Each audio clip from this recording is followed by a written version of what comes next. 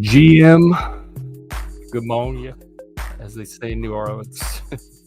Good morning. Um, except it's afternoon. I am feeding the ducks.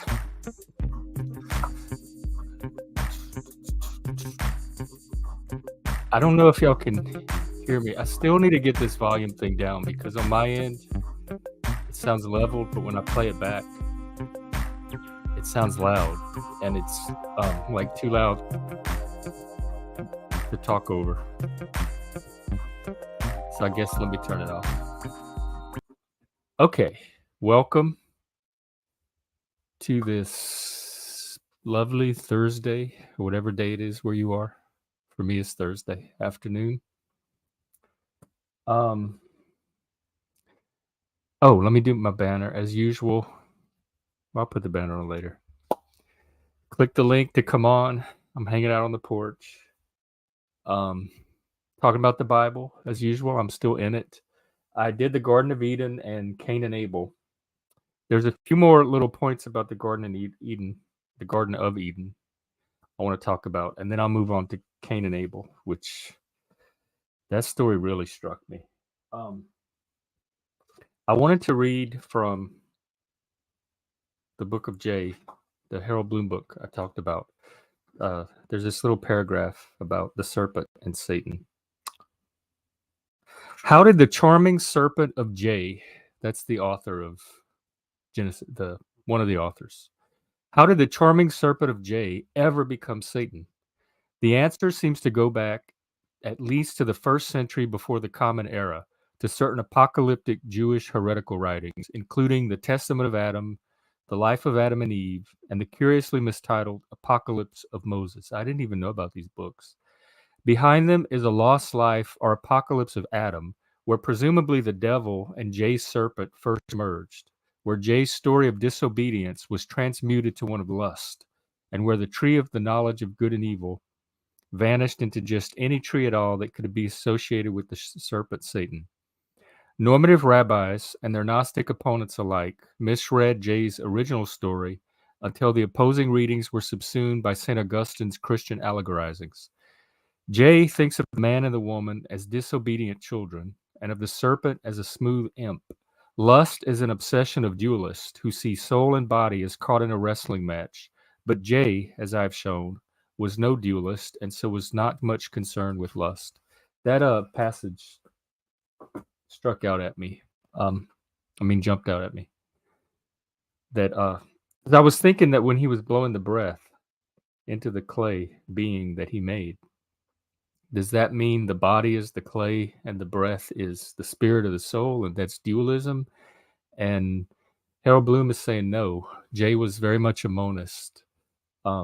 St. Paul was a dualist, but that Jay was the author of Genesis, Exodus, Numbers, was very much a monist. And I tend to follow monism myself, although Cartesian dualism also has not appeal, but sometimes it's hard to falsify.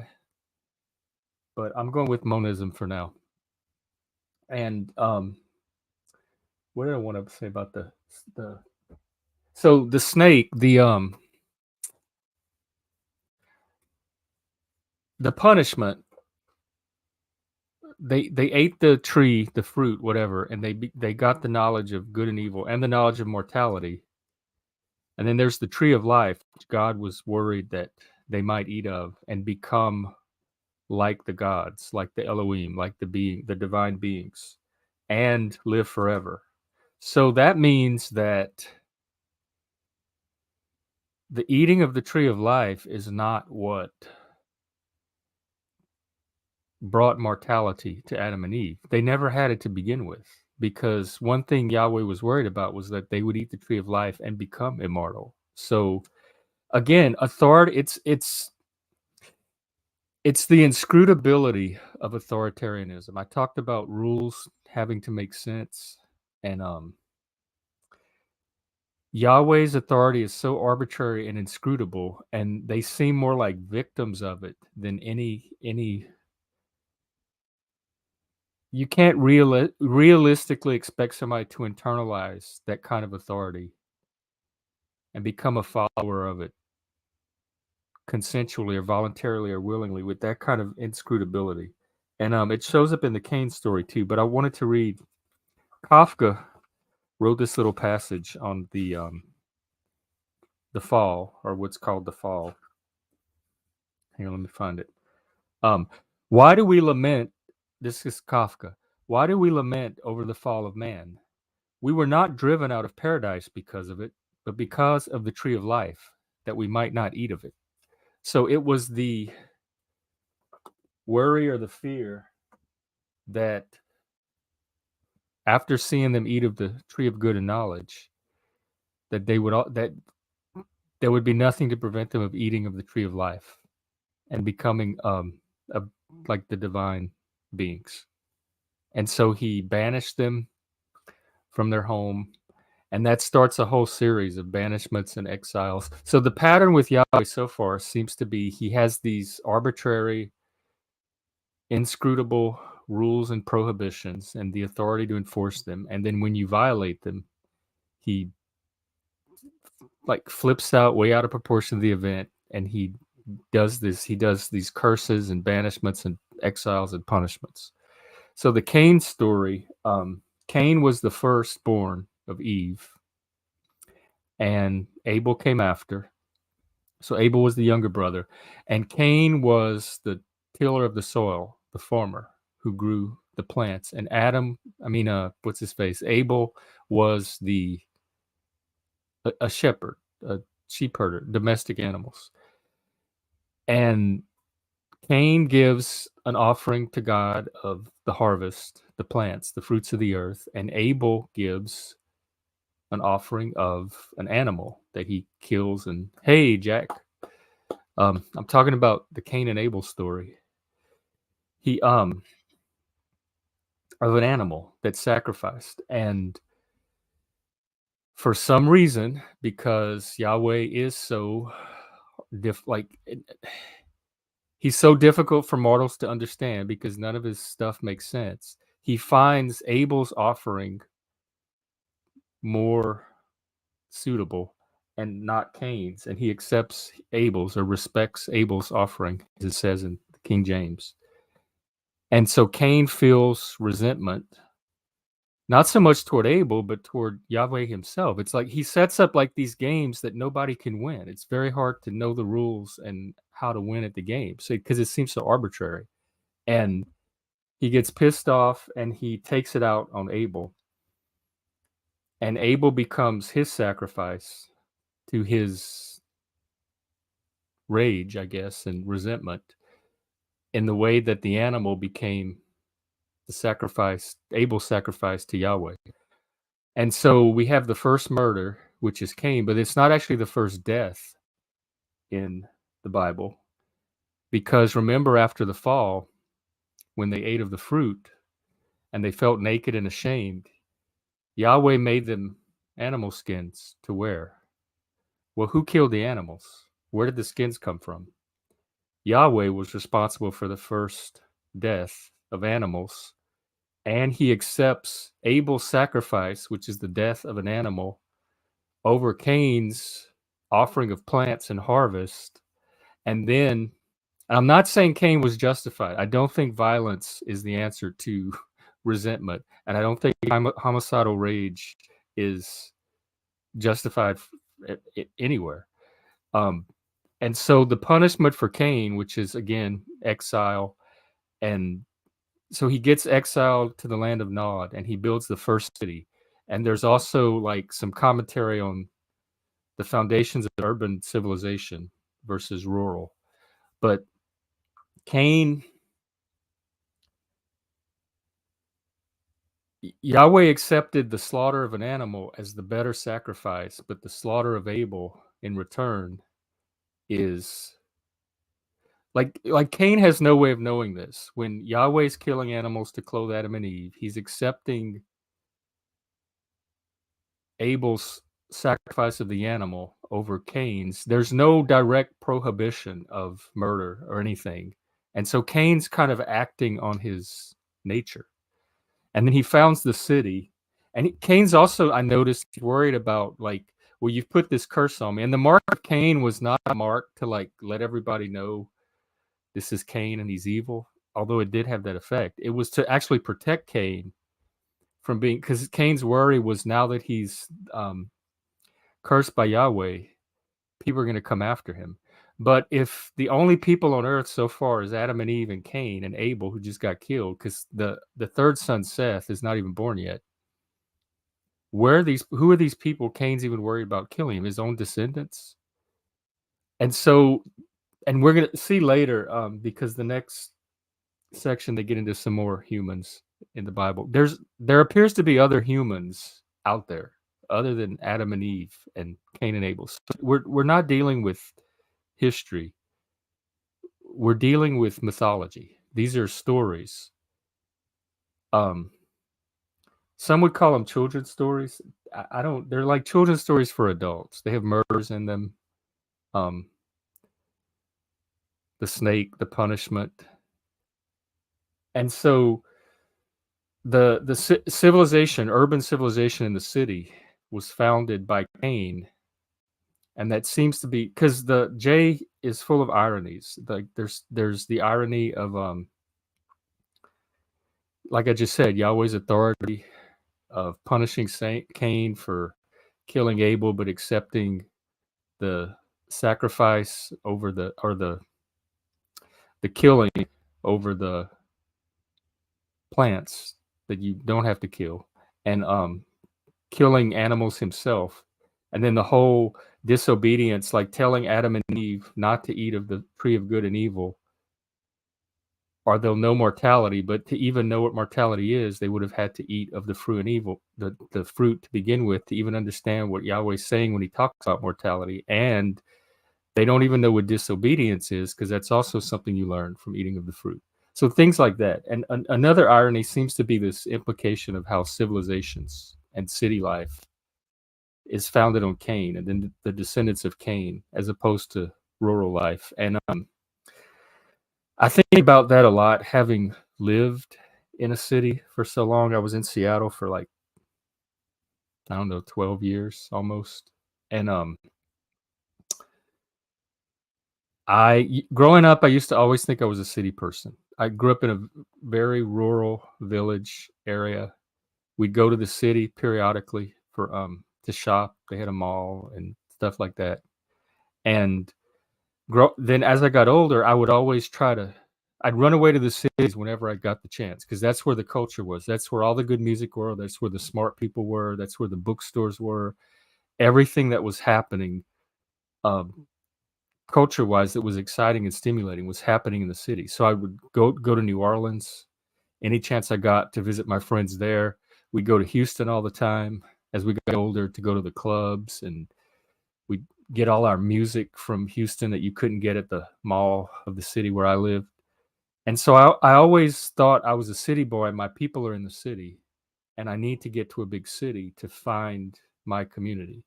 And so, and in Vegas, that did happen. I did find that in Vegas.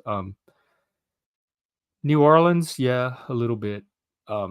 So Seattle was kind of an attempt to do that, like to come to a big urban city and live an urban life. And after doing it for 12 years and leaving Seattle, moving to a smaller, mid-sized city, I realized I'm definitely not the city boy that I thought I was. I'm way more of I could easily live a rural lifestyle now, or a small town, or a small city. I have online access, gives me all the social life I need.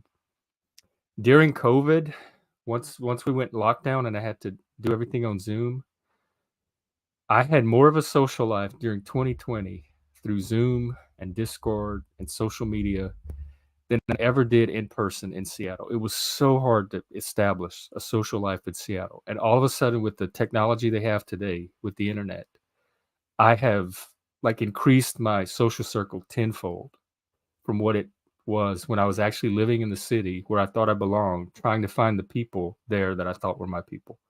And so, as long as I have an internet connection, I could easily live in a much smaller community. I'm still looking for a community I can integrate into because I'm still kind of a outsider here. I've tried to establish some kind of in-person, like, social life, but it's just hasn't happened so far.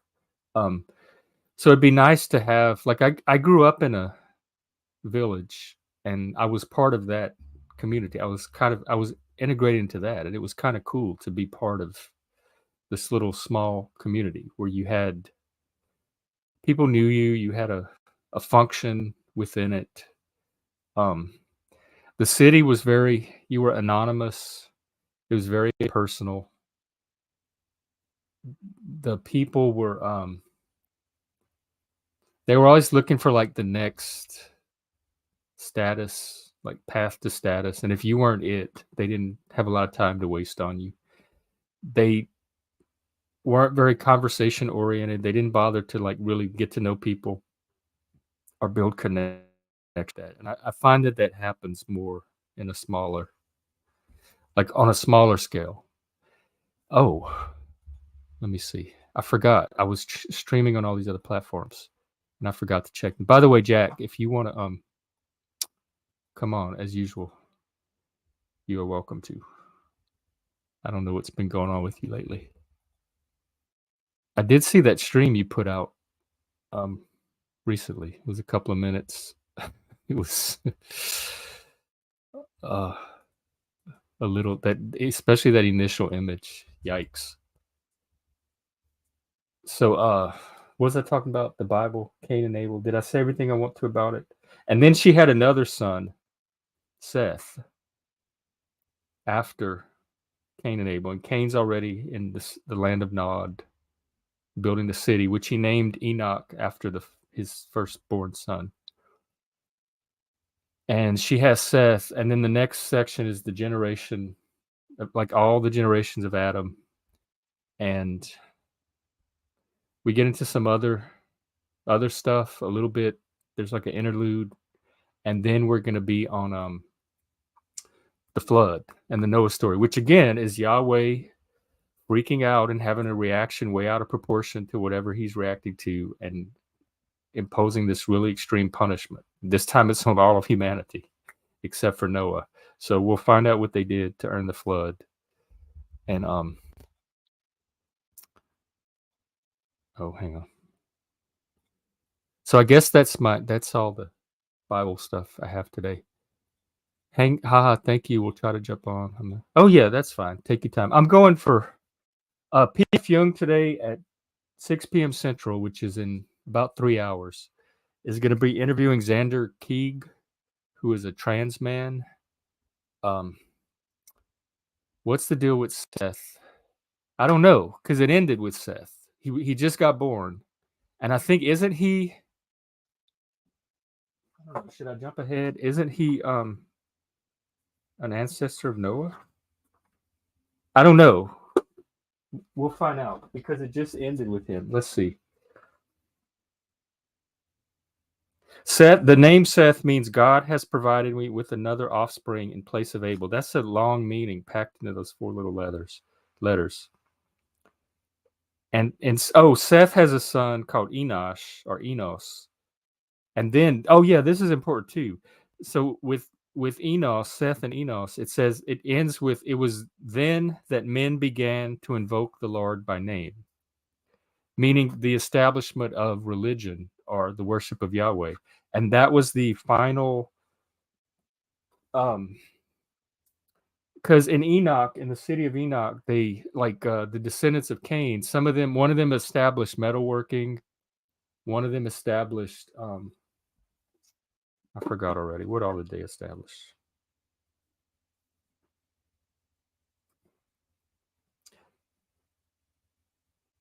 Um what do you call it? Tents and animal herds, like nomadship.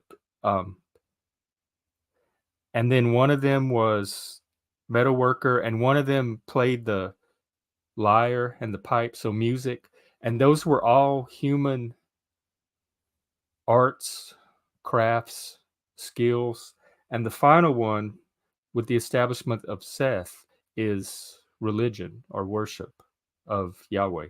And that was the final human activity to be established. I don't believe, according to the notes anyway, I don't believe there are any more after that that get established. And another interesting thing about the Eden story that some of the notes pointed out is it's mentioned nowhere else in the Bible. In 2 Esdras, there are allusions to it. They don't outright mention it, but it's never remarked upon ever again. The fall, the disobedience, the snake, none of that. So it's a story there at the beginning of Genesis, kind of a fable almost, and it doesn't play any part in the whole rest of the Bible. A lot of it, like the Christian religion as it developed, I think made more of that story because it's very rich. The Eden story and the Cain and Abel story is very rich. There's so much to see, and they're just like a little chapters, little passage of text this big, but there's so much to see in it. So I think as religion developed, particularly Christianity, they expanded and made more of the Eden story in their religion than was actually used by the, is it Israelites, the Jewish people, the people in the Bible themselves. So I guess that's it for the Bible. And then I was going to do Twitter and maybe look at another video.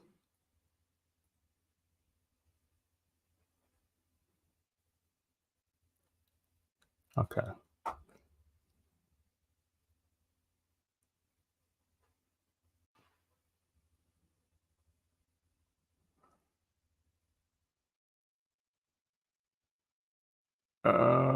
Let's just go to the bookmarks. I think I marked a few things.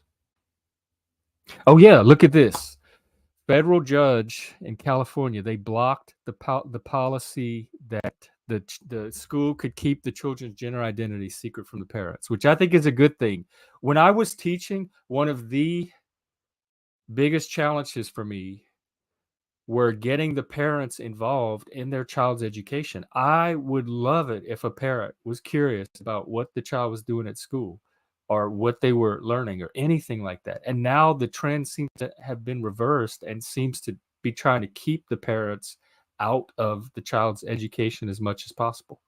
And I talked yesterday about the queer theory, the agenda to kind of liberate children as early as possible from the childhood innocence, which they call a construct of the patriarchy, but also from the nuclear family, which is another target, a construct. It's an oppressive structure as part of the patriarchy or white supremacy or what have you.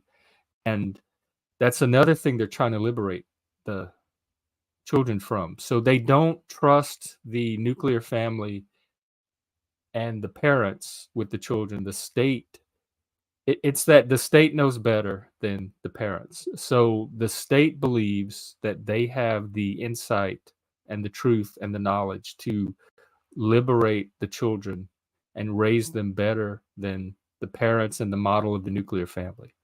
And I don't know why there's not more of a pushback on that. Because if I had a kid in school, you can damn well believe I would be involved in their education and they would not be hiding shit from me.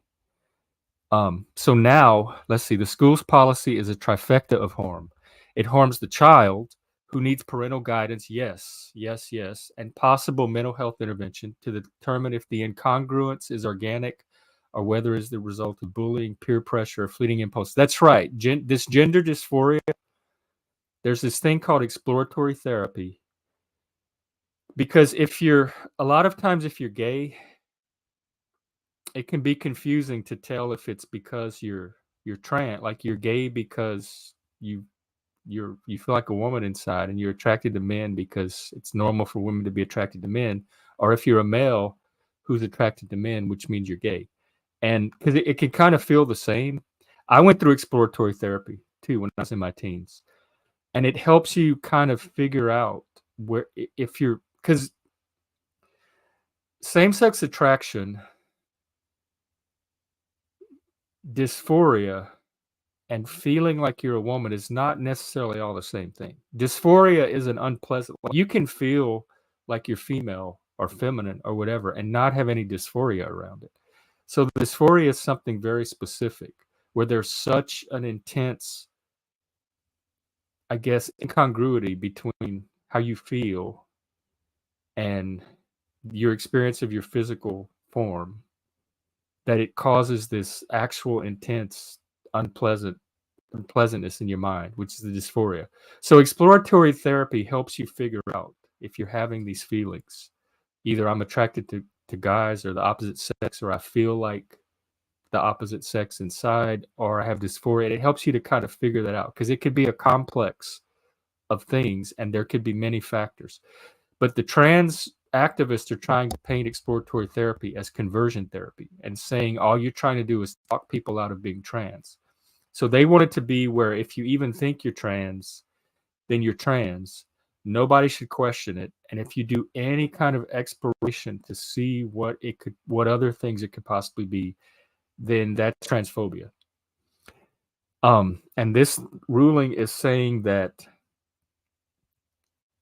it's harming the child by depriving them of that possibility of getting the exploratory therapy as an intervention to determine if the incongruence, which is the mismatch between mind and body or feeling and body, is organic, innate, or whether it's the result of bullying, peer pressure, social factors, or whether it's fleeting, whether it's transitory, whether it's ephemeral. Like it may not be permanent, because I remember even this with myself when I was developing from childhood to adolescence to teenager. I went through all kind of different phases and changing. A lot of them weren't permanent.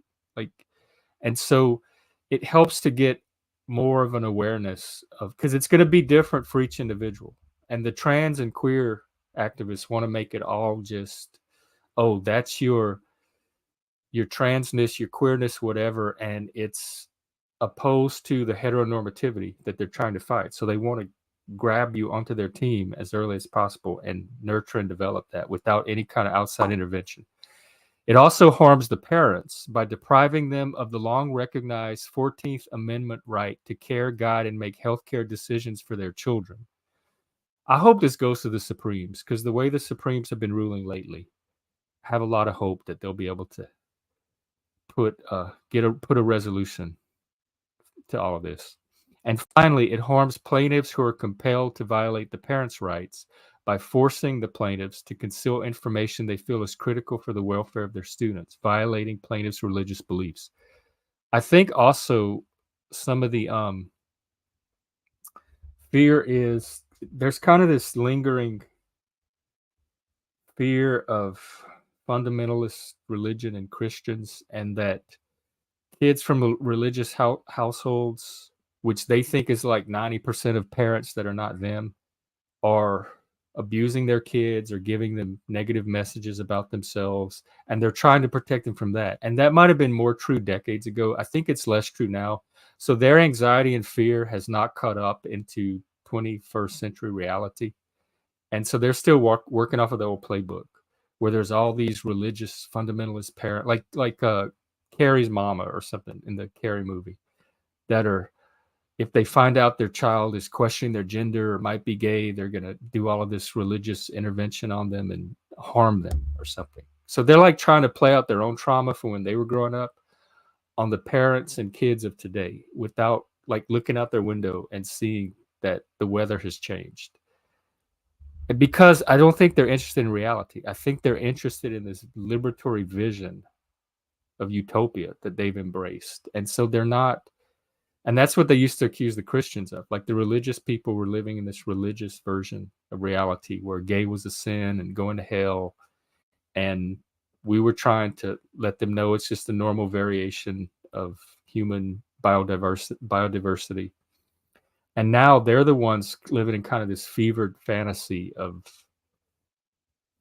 hell. To them is the patriarchy, and and sin is heteronormativity or whiteness or whatever, maleness, toxic masculinity, and they're trying to liberate from all that. So it's almost an inverse of what they were fighting decades ago.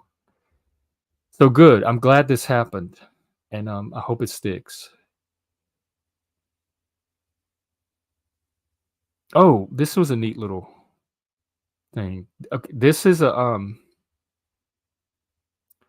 anyway, just watch it. This is the moment that this person realized something had shifted on the It was at one of those new member orientations that this change sank in. See, there's a slide in the presentation that mentions freedom of speech as one of the organization's core values. It had a picture of the McCarthy hearings, and we would discuss how socialists had themselves suffered in this country when we failed to maintain a free speech culture. And of course, we also talked about how some people holding socialist beliefs had failed miserably to uphold freedom of Yep. speech, betraying many others on the left and causing great harm. And that had always been a slide that got people to nod along before. They appreciated that we were addressing these things. And then one day, I was training one of the still pretty new members to give this orientation. And he says to me, "Wait, what? Freedom of speech? That's not one of our values. That's right wing." And that was when I realized things were different with this younger generation. See? And I noticed that too.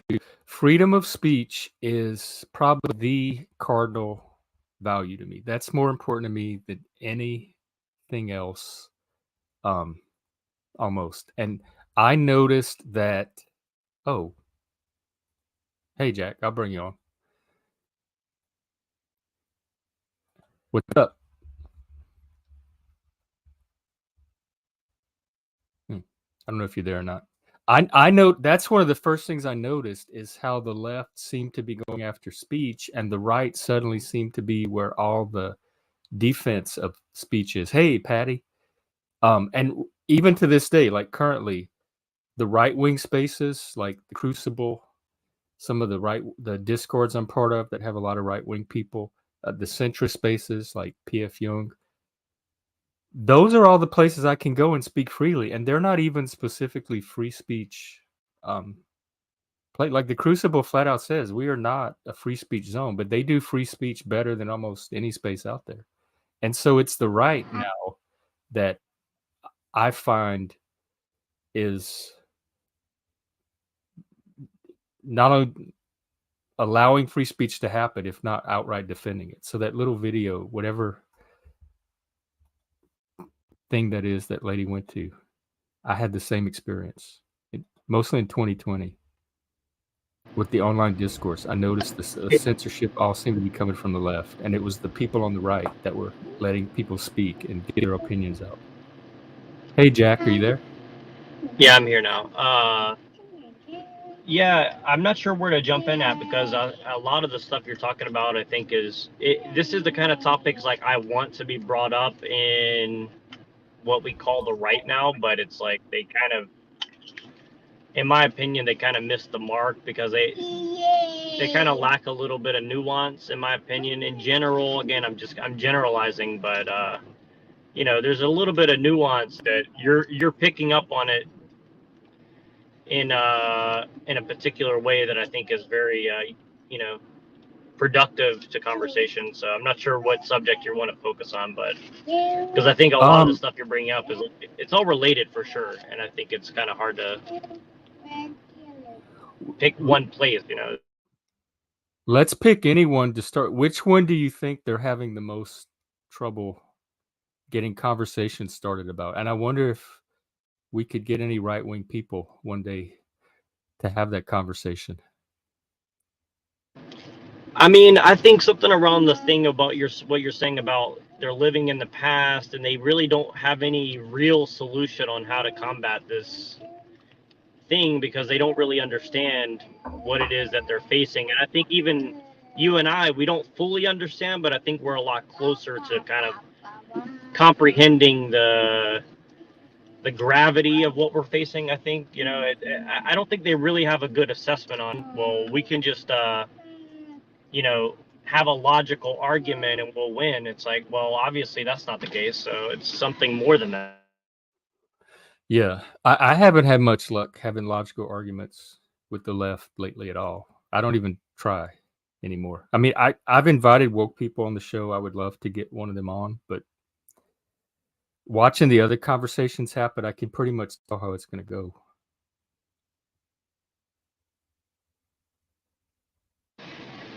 Are you saying never. the right is also living in the past in some ways?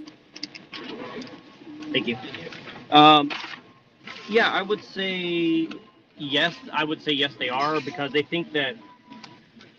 I think they underestimate, kind of how far along this whole agenda is. I mean, like you're saying, like as an example, when you're talking about how the kids in the school and they're still like, oh, they're still like hating the gays and the stuff like that. But then it's, they don't even recognize that someone like yourself, who's self on the side of a bunch of right wing Christian people who are, flirting with fascism, and like you find yourself more aligned with those people than these like these other people, and the irony on that kind of stuff is not lost on someone like you or I, but I think it is on the right. Like they don't kind of see that, like, traditional barriers that traditional things that people thought separated people aren't as. And again, you need to say that because everyone's like, oh well, how can you talk to a Satanist? And it's like, well, Satanist doesn't really mean what most people think it means. Number one, number two, it's Jesus didn't, what did Jesus say in the Bible? He didn't say I come to go hang out with the righteous people. He said I came to hang out with the people who are wrong, or the people who are struggling, right? And so, you see what I'm saying? It's like they think there's going to be this like, we're just going to, we're going to be like Asians and we're just going to stick together, create a culture. And like, I get that. I think that is part of the solution, but I don't think it's going to work the way they think it is. It's like, this is a very sophisticated, system that we're in. Like this is not something that we're gonna legislate away, or we're gonna and I think the technology is a big part of that problem too. Is like, a lot of people who live in rural America think they're insulated from this stuff, but where I grew up and a lot of other places, and what a lot of other people tell me is like, this social contagion of like wokeness, and I think it's a lot deeper than wokeness, but let's just use that term.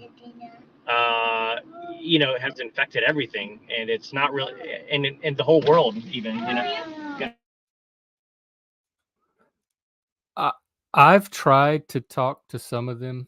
I did that debate with Andrew on gay marriage about the differences between the traditional gay and lesbian community that I was part of and the modern version of it, which is nothing, not even close to identical to it. But I think they see, because some of them still have this belief that gay is more nurture than nature, and that someone can turn gay under the wrong influence. And I think they lump it all in with the TQ as a degenerating factor on culture and society. And so a lot of, or not a lot, I'll say some of the discourse around gay and lesbian now seems archaic, like from another era, and that they haven't caught up to the. I don't know why it's so hard for them, because they're definitely right about the child thing, even though they frame it as grooming and all of that. They're definitely right about there's a danger and a threat to the children from that side. But they don't. To me, they need all the allies they can get, and they don't. They have a hard. It's the nuance, exactly what you said. They have a hard time separating the parts of the rainbow community that are not involved with that agenda and the parts that are, because they see it all as one. I don't know, they see it as a threat somehow. Andrew said it was I forgot how he phrased it, but it was a threat to Christians because it degenerated them from Christianity. And if they could, maybe that is a good place to start. Is just I've done so many Twitter threads on this. I've talked about it over and over. I talk about it with right wing people all the time, and I think more of them get it than not. But there is still a strand on the right that are also working off of the old playbook when it comes to homosexuality and lesbians and bisexual. Um, sexual deviancy. It's all sexual deviancy to them and immorality. And that might be true from their framework, but there's sexual deviancy and then there's just outright dangers to children. And those two are different things. So if they could separate out the deviancy and learn to make their peace with it and let adults be adults, which is what we all want in a liberal society anyway. And then we could all focus on the child part of it, like the danger to children part of it. But I don't know. I mean, we're talking about people like Andrew. I don't know how to break this belief that it seems to revolve around the idea that someone could turn gay.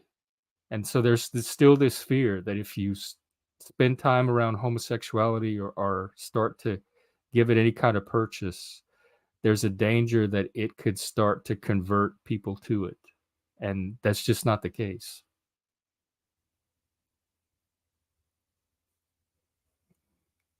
Let's see. I find that Republicans no longer have a problem with gay people. Yeah, in general, most and a lot of people on the right say, well, that's a problem. They should have a problem with gay people. And again, like from a Christian perspective, I kind of do understand that, and I do think I get the argument, and I think that there is a conversation to be had about that. But kind of what you're on, allies where we can, and in agreement where we can, because the fact that someone like you can obviously tell, put a nuanced thing on it where it's like, well, we don't want to encourage behavior. And I think, from me talking to a lot of old school gay, lesbian, and even some, people who are more on the T and Q side, and I would say most of them don't necessarily wish that a bunch of other children would take on their lifestyle. Like, you know what I'm saying? Like, it's not something that I think they all glorify either. Like, I think being proud of who you are and being an individual is different than promoting it as if it's a good and wanting it to, like, proliferate out into society just because. And again, like, maybe I'm misconstruing the situation, but that's always been my impression of a lot of the old school style versus this, where it's like it's a encouraged behavior now. You know what I mean? Is that the fear that if they tolerate it or somehow collaborate with it, that it's encouraging a behavior that they don't approve of? Because the behavior is going to happen anyway, whether they encourage it or not. And we're talking about adults here. We're in a liberal society, we're supposed to have the freedom to, as long as we're not hurting anybody,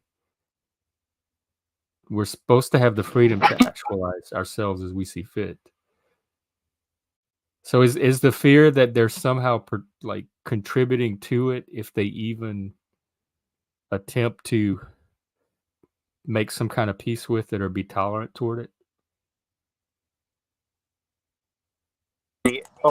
And that's the thing, is like, I'm not really sure exactly. I think there's a variety of different things.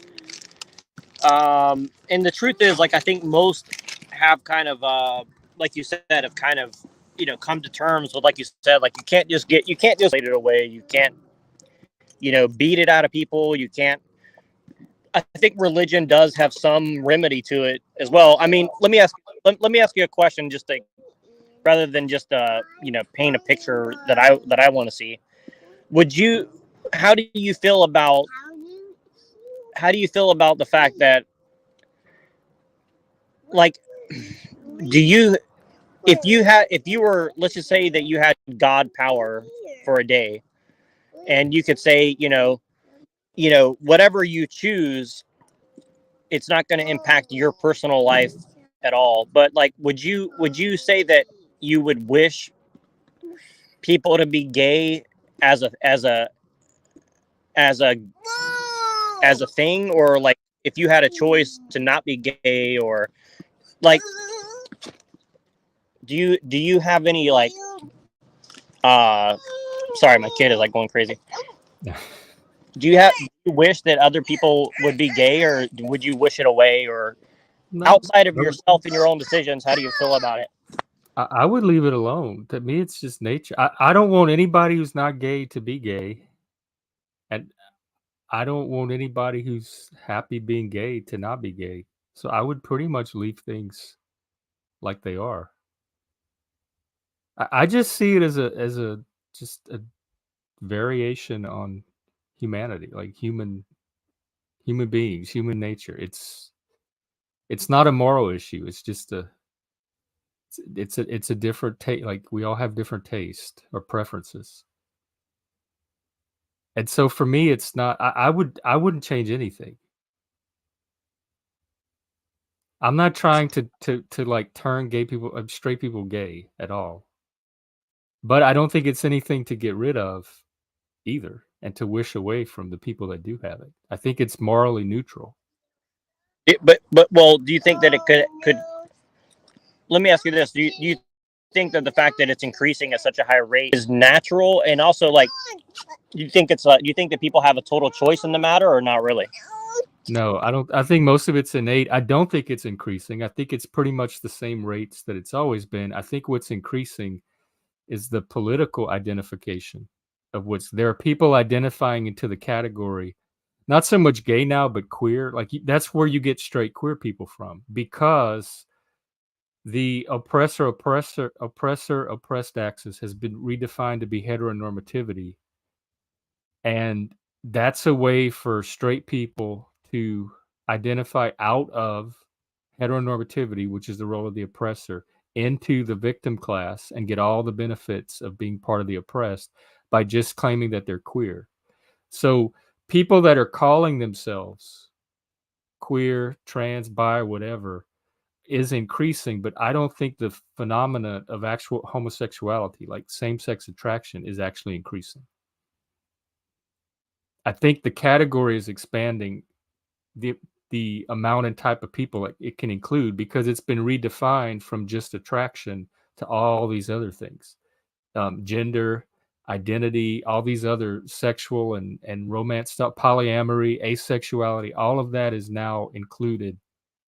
And people associate that with the term because they keep all the letters together. That's another thing I wish they would split up, because the TQ community is not the same as the LGBT community. We have completely different goals, completely different needs. We had completely different agendas historically.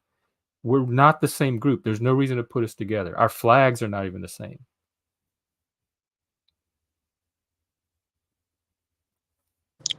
You feel like basically they're trying to erase your individual identities and kind of lump you in together for it's kind of like stealing your identity, using it. They've co-opted the against movement. There's no doubt. That happened after we got marriage and there was nothing left to do. Then the organizations we had built found a whole new group of people to make use of them and new funding sources. And so they repurposed them for the TQ goals and agendas, which are different from the ones we had built them for. So it's a new wave of the community, and it's very different from the original LGBT movement, which we used to just be called the gay and lesbian community. It wasn't even letters. And then they added LGBT, and it stayed there for a while because the trans were pretty much assimilated to us. They weren't freaking out about misgendering or women's spaces or dead naming or all the other stuff. That's all new. Those are invented crises in this new wave, because none of the trans people from that were just part of the LGBT community had a problem with saying that they were formerly biological men that had transitioned to women or vice versa. They didn't have to like pretend like they were never women, which is where misgendering comes from. So they've invented new problems to fight and new crises which were not part of our original community at all. I'm going to ask you if the trans of my generation can survive with being called the wrong pronoun, why can't the new generation of trans do the same thing? What changed that all of a sudden pronouns are so damaging and harmful in a way that they never were before? That's a new wave of the movement.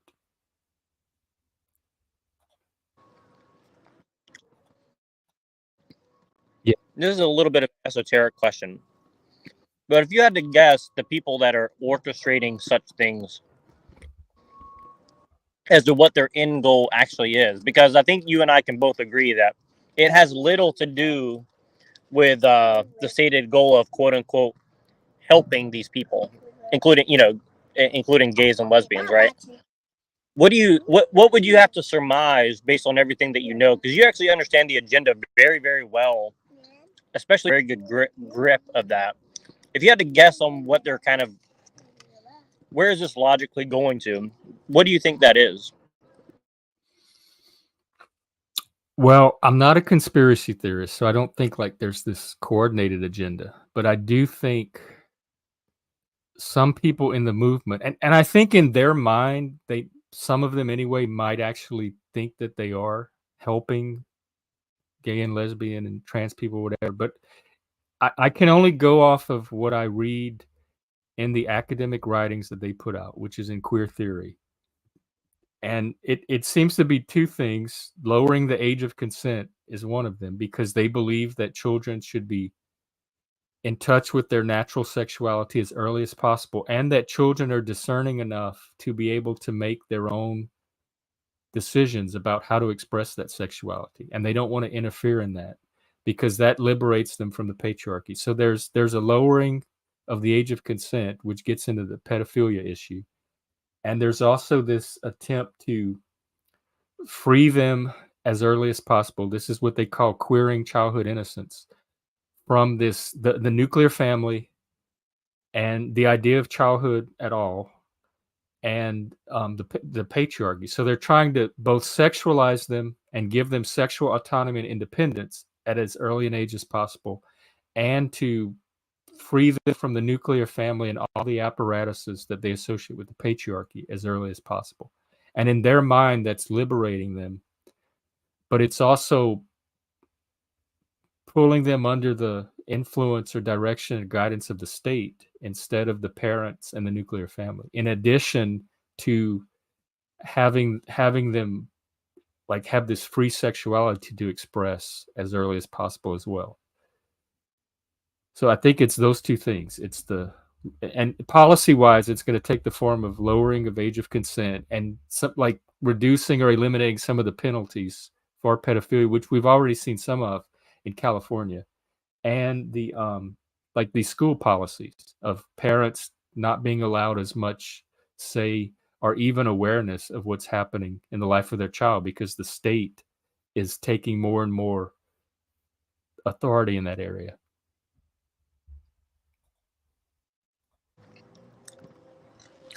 And it leads you to wonder, like, what is the vision that they have for children in the future? I mean, if that's a preview, then it can only seem that, at the very least, it's going to cause societal complete breakdown to some degree, because without family structure, there's basically no societal structure. I mean, it seems hard to deny that, and I think that's leads me to wonder what their ultimate goal. And again, like, I understand what you're saying about conspiracy, and I would actually agree. I think the average person who's influenced by these ideas, basically more or less that they're either quote unquote doing the right thing, or that the ends justify the means. You know what I'm saying? And I think that's a thin line that people of any belief system can easily fall into, about both of those things, right? So, but the other thing is, like, and again, this, I'm not really like, this is not a gotcha or anything like this. This is just more like, I'm just trying to explore the idea with you. When you see that a lot of these people who are on that agenda, or on a lot of these of Satanism, or they invoke the name of Satan for their agenda, or what they're trying to do, for you as someone who considers yourself a Satanist, whatever that means to you, what do you think that's about? And also, where do you think they're getting it wrong from your point of view? Because I don't know much about Satanism, but I've had conversations with people who consider themselves Satanists, and in general, they have values a lot closer to what you're saying, where they certainly are not all about bringing down all boundaries by any means, right? So I'm just kind of curious as to what you think about that kind of aspect of it, because I definitely noticed that whether they're doing it as a joke or not, they certainly do invoke that imagery and stuff like that, and that philosophy. But Christians do that in different ways all the time as well. Where I'm just trying to get your perspective on that aspect of it.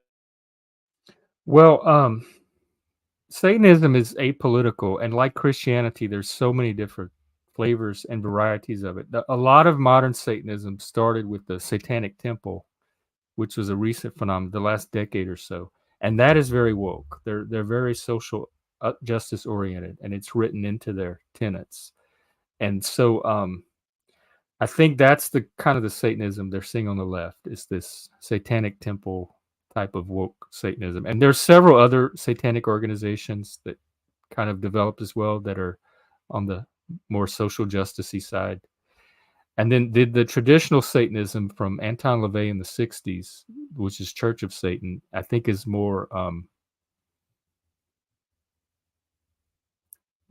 my style, although I don't completely subscribe to it. Individuality, personal freedom, personal responsibility that comes along with that freedom, etc., which are the values that I currently see being more supported and celebrated on the right. So Satanism crosses the political spectrum just as Christianity does, because there's Christians on both sides as well. So I'd say the Satanism you're seeing from the left is a very particular type. And just like with the gay community, separating it from the TQ, learning to separate the different types of Satanisms. But again, that takes people that have the motivation to do so, the interest to do so, the curiosity, and the ability to do so. And if they're all going to see it as this one threatening thing, that's going to be harder for them to do. And going back to the the agenda, the queer agenda, whatever, the family structures you're talking about, that like society breaking down and the family structure breaking down because it's the building block of society. Well, the idea is the family structure is going to be replaced by a societal structure, by the state or structures of the state. And it's the managerial class where they know better how to raise your child than the nuclear family does. The state has more of an expertise in how to develop a child in the society they envision than individual parents will have, because it's a different vision of society than the one that the nuclear family developed under. So we really have two warring visions of the future that we want for America, at least two, if not three or four. There's competing narratives, there's competing mythologies, there's competing visions of both visions of the human and human nature and visions of the world that we want to live in as a society. So they're definitely trying to take the traditional classical liberal society of the past few centuries and replace it with a different version of society that's more Marxist, more communist. Yeah, and actually, that's another aspect of actually on both the left and the right. But I guess for me, I'm a little bit more shocked at how rampant it is on the right, where I think that. Well, I'm not sure your political opinion, but the common thing right now going on the right, it seems to me, is that they want to dispense with the Constitution and liberalism, classical, and even some aspects of capitalism, because they say, well, these ideas are obviously flawed because look where it led to, and so we need to figure out how to reinvent the will or something like that. I mean, reinvent the will or something, you know, something to that effect, which I kind of understand the impulse. And, you know, they're saying, well, we need to go back to a religious, either shockingly to me, they seem unwilling to say a religious theocracy, and they say, well, we need a hybrid of, you know, monarchy and somewhat secular managerial class or something like that. And, you know, and it's kind of this weird amalgamation of things, and like I kind of understand the impulse to it, but also like I think the ends are going to end up exactly the same way as where the left is trying to take things, which is a managerial class that is just kind of dictating to people. And and also, like, you know, I think that to a constitutional monarchy or a monarchy with a king and a church and this kind of situation where there's this hybrid between church and state, that you're not going to have a level of corruption and degeneracy that'll just take a different form as well. So it's kind of like, you know, I don't know. I'm just kind of see that it's like we're all kind of, both sides seem to be actually ending up in the same place anyways. You really don't have any way of diffusing power, right? Like, and I think that's another part of this whole like decentralization thing with the internet and with the Bitcoin and all this stuff is like, you know, a lot of the people that are trying to build a managerial class, you know, something to the effect of what Plato wrote about a long time ago, or fascism or Marxism or any of these things where basically it's eliminating people's ability to really have you know, a lot of the things that sound good on the surface, like decentralization, are actually promoted by the very people that want the things that these people are fighting against. And I think it's, you know, I've always had the suspicion of such things, but as I've looked into it and found that it's almost undeniable, you know, it just it just shocks me that both people on the left and right seem unwilling to, you know, and I'm just kind of curious if you have any opinion on what I said. Yeah, I do. Hang on one second. I'm multitasking. I think both of them are do what? I think both of them are kind of living. They have these idealized visions of their utopia, and it's going to take some authoritarianism on both sides to achieve it. And that's why I'm a base centrist. I have not given up on democracy. I have not given up on the liberal process, as flawed as it is sometimes. I still think it's superior to either of the forms of government that are coming from the right or the left. So I'm willing to continue open dialogue, free inquiry, debate, conversation, voting, democratic voting, representative government, to work together and collaborate with everybody to create policy solutions for all of our issues instead of top-down authoritarian solutions. But I can see why, like, some of this is, there's a lot of people that's given up on liberalism because they don't think it's working anymore. They don't see it generating solutions to the problems, to some of the problems that we're currently facing in society today. I don't see where it's actually being used to its full capacity to try to address those solutions. It's like they're giving up before they're even giving it a fair try. So that's part of the sense of grievance from the extremes, is that liberalism itself is starting to fail as a form of government or as a form of holding society together. And I don't believe that's true. I think it still works. It's us that's failing it. We are not putting it to the use that it still has in it.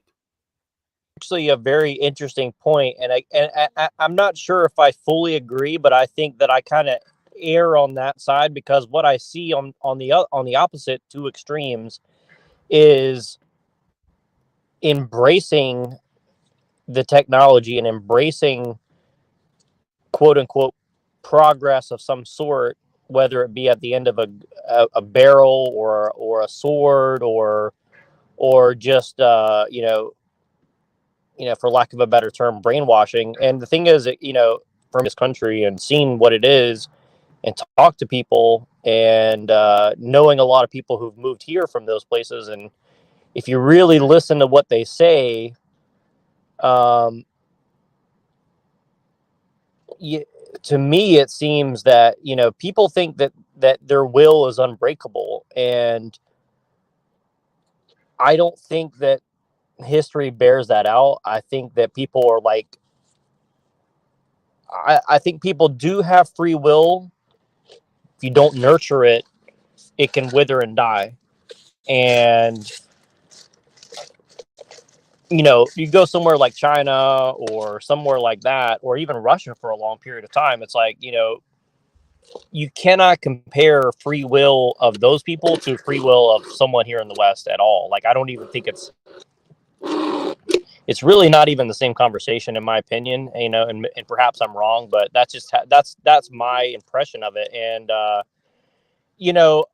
and I think that's one thing about the left, about white supremacy. It's like, well, it seems to me that everything is about suppressing white people, not because of the skin color, but because of the culture that arose out of Christianity and arose out of the Western Enlightenment and all this stuff. And it's like, I'm not saying it's all correct either, particularly with the Enlightenment stuff, but but certainly it seems that they're trying to actively suppress that in favor of,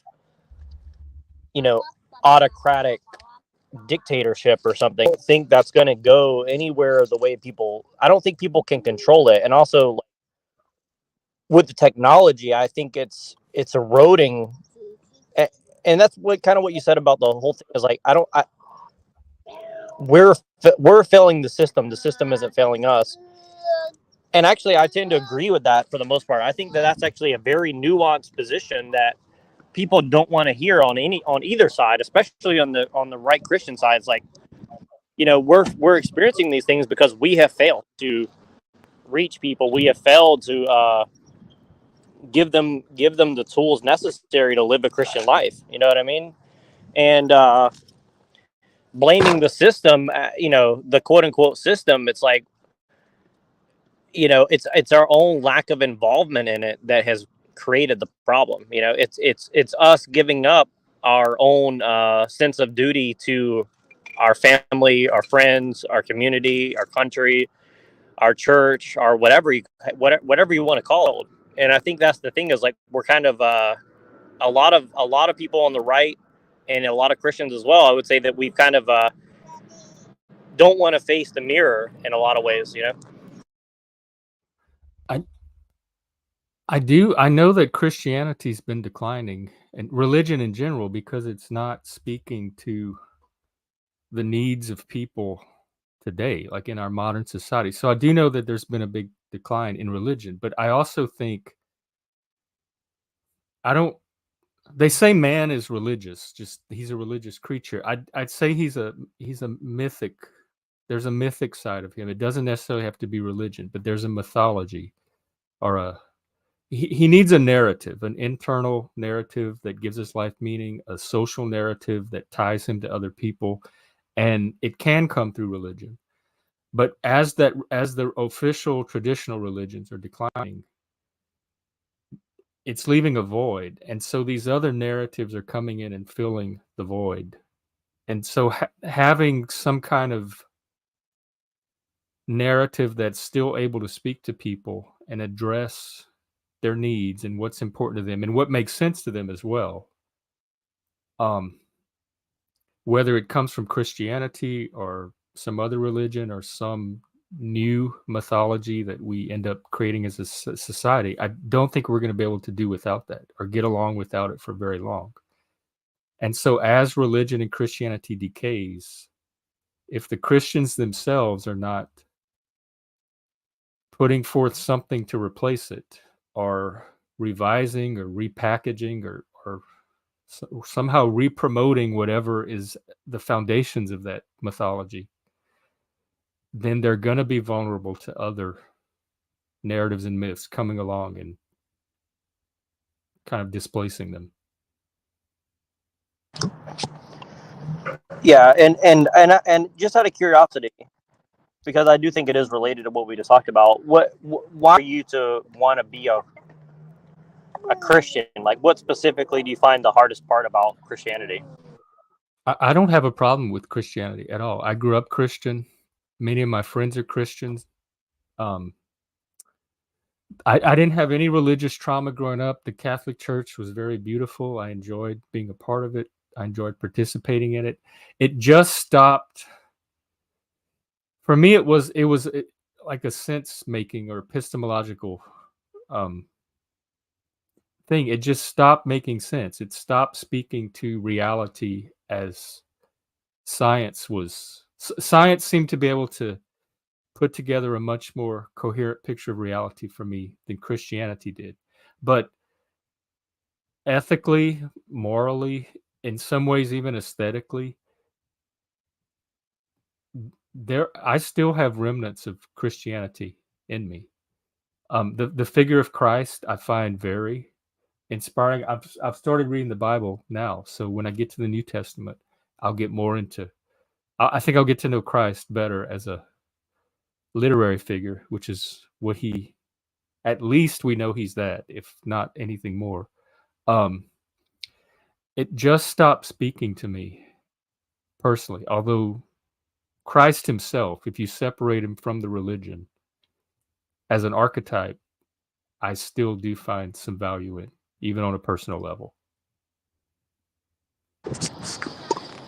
Yeah, and I think that it's the organized Christianity, the rituals, the ceremonies, the belief system that you have to kind of assent to be part of it. All of that part just became empty and hollow for me, as so many other rituals and ceremonies did. Not just Christianity. There's social rituals and ceremonies that don't speak to me or have meaning for me either. Yeah, that's actually a very good and actually a very nuanced point, because I think, I mean, that certainly seems to be the case with most Catholics I've ever talked to. Is like at a certain point, moral, and it kind of lost any meaning because people, and I don't even think that's the fault of the church per se. I think a lot of it is just the fact that people, like you said, have just kind of fallen away from it, and they don't really appreciate the meaning behind it. I mean, for me, it's like I've always kind of grown to hate holidays, including and not hate, but I have not enjoyed a lot of holidays over the years. Particularly like Christmas or Easter, because it's a very hollow, empty that people don't really care about. It's like they completely lose the meaning of it. Like I was embarrassed to get presents as a kid because I was like, this is supposed to be about Jesus, not about like gift giving per se. Like I understand that that's part of it, but it's like we kind of lost the whole thing. And it's like, and it's not to say like I think that all the gift giving and stuff is good. I'm just saying it's like it's just kind of like disconnect where people just kind of like take it for granted. And I didn't even really know what Easter was until a few years ago. I didn't really fully understand what that was all about, So, and that's Did you grow up Christian? Yeah, I grew up as a Baptist. And I don't know. It's just very odd. And I think that also what you're saying about the rituals and of society and stuff like this, it's kind of, I think it's actually can be almost a good have gained apathy to a lot of things socially, and I would even say to some degree religiously, because if a lot of religions leading people in the wrong direction, people disengaging from it and trying to find what is, like you said, like trying to find what is good from it, although they may reject the version of it that's been given to them. And that's kind of what I've done with Christianity, where like I tried to get rid of it, but I found like actually there's a lot of good things in Christianity, and just because the people that call themselves Christians aren't really honoring that doesn't mean that it's the religion's fault per se. You know what I'm saying? And I think that is a very hard thing to separate out and talk about intelligently. That is a good question. Like, what is the value of religion to any one individual today? What is the need that it has the potential to meet? What is good in it that it still has to offer? Those are all questions that I think religious people have the opportunity to explore and answer. And for me, with Christianity in particular, it's three. My barriers are three. There's three of them. The creationism. I don't believe the world was created by a being. The resurrection from the dead. I don't believe people die and come back to life. And sin. I don't believe there's this thing called sin or this supernatural force in us called sin, and that you go to hell if you commit it. So those are the things for me that started to stop making sense in Christianity, that caused me to abandon it. Well, and the thing is, like, I think that I've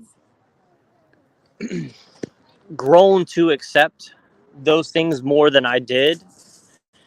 But at the same time, like, I don't blame people like yourself or anyone else who has that reasoning for doing things, because to be honest with you, I have found that in general Christianity, they make it so complicated to understand the coherence of it that it's like almost like if you don't dedicate years of your life to really trying to fully comprehend it, it doesn't make any sense. And it's almost like they tried to create this cognitive dissonance in people. And, part of me almost wants to believe that that's not totally an accident either, and I think that's why I've towards talking to someone like Machine Lies a lot, who's a Muslim, but work and effort into trying to comprehend all sides of the argument, and and as well as like a lot of the Christian guys, like Andrew from the Crucible and Jim Bob and people like this, because the effort is there to try and comprehend. And I think the effort is very important, because most people just don't even try and reconcile the stuff, because really I've had to go back to my sister and say, hey, you're not wrong to be so doubtful. It is very confusing, and it is very cognitively dissonant, and for people to try and deny that, I think is doing a disservice to everyone involved.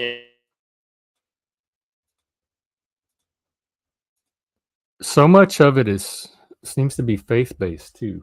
Like you just have to believe that some of those things are so. And I can't, maybe the limitation is me, but I just can't bring myself, or the way my mind works or thinks, I can't I can't make it make sense in a way where I can take that leap of faith and believe that that's true. Yeah, and certainly I think the other thing is, like one of the reasons I go to my church now is like, one of the first things they told me is like, doubt is a component of faith, and it can't exist without doubt. And I just found that very refreshing. It's like, and I think that's also part. A lot of these apologetics that I've been listening to by a lot of these Orthodox Christians is like everything is faith based, and so you just have to find the most coherent form of faith.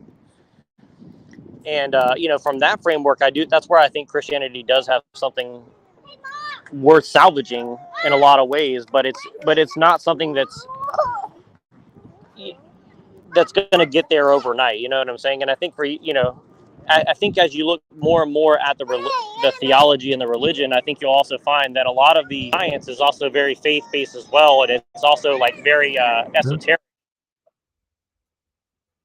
I'm very bad at pretending. Yeah, there are definitely things in science, I think, that so I don't know, they call it faith. They would call it maybe assumptions or presuppositions, but I think they exist in science as well. And Oh shit! I forgot what I was gonna say. Oh well, it'll come back around. So Yeah, well, and you find people like Andrew and Jim Bob interested in trying to understand other points of view when it comes to religion? um, that's a good question. I don't know if they do when it comes to other religions, but I think as far as trying to understand their own religion, for sure, Okay. I think they are trying to make moves in that regard because you know, like I'm not going to say that they've. Well, Andrew doesn't even really engage in apologetics, and Jim Bob kind of barely does. But I think you know their line of their line of argumentation is kind of backed up somewhat in that, and I think that is trying to go and have secular debates with a religious background, I think is very useful.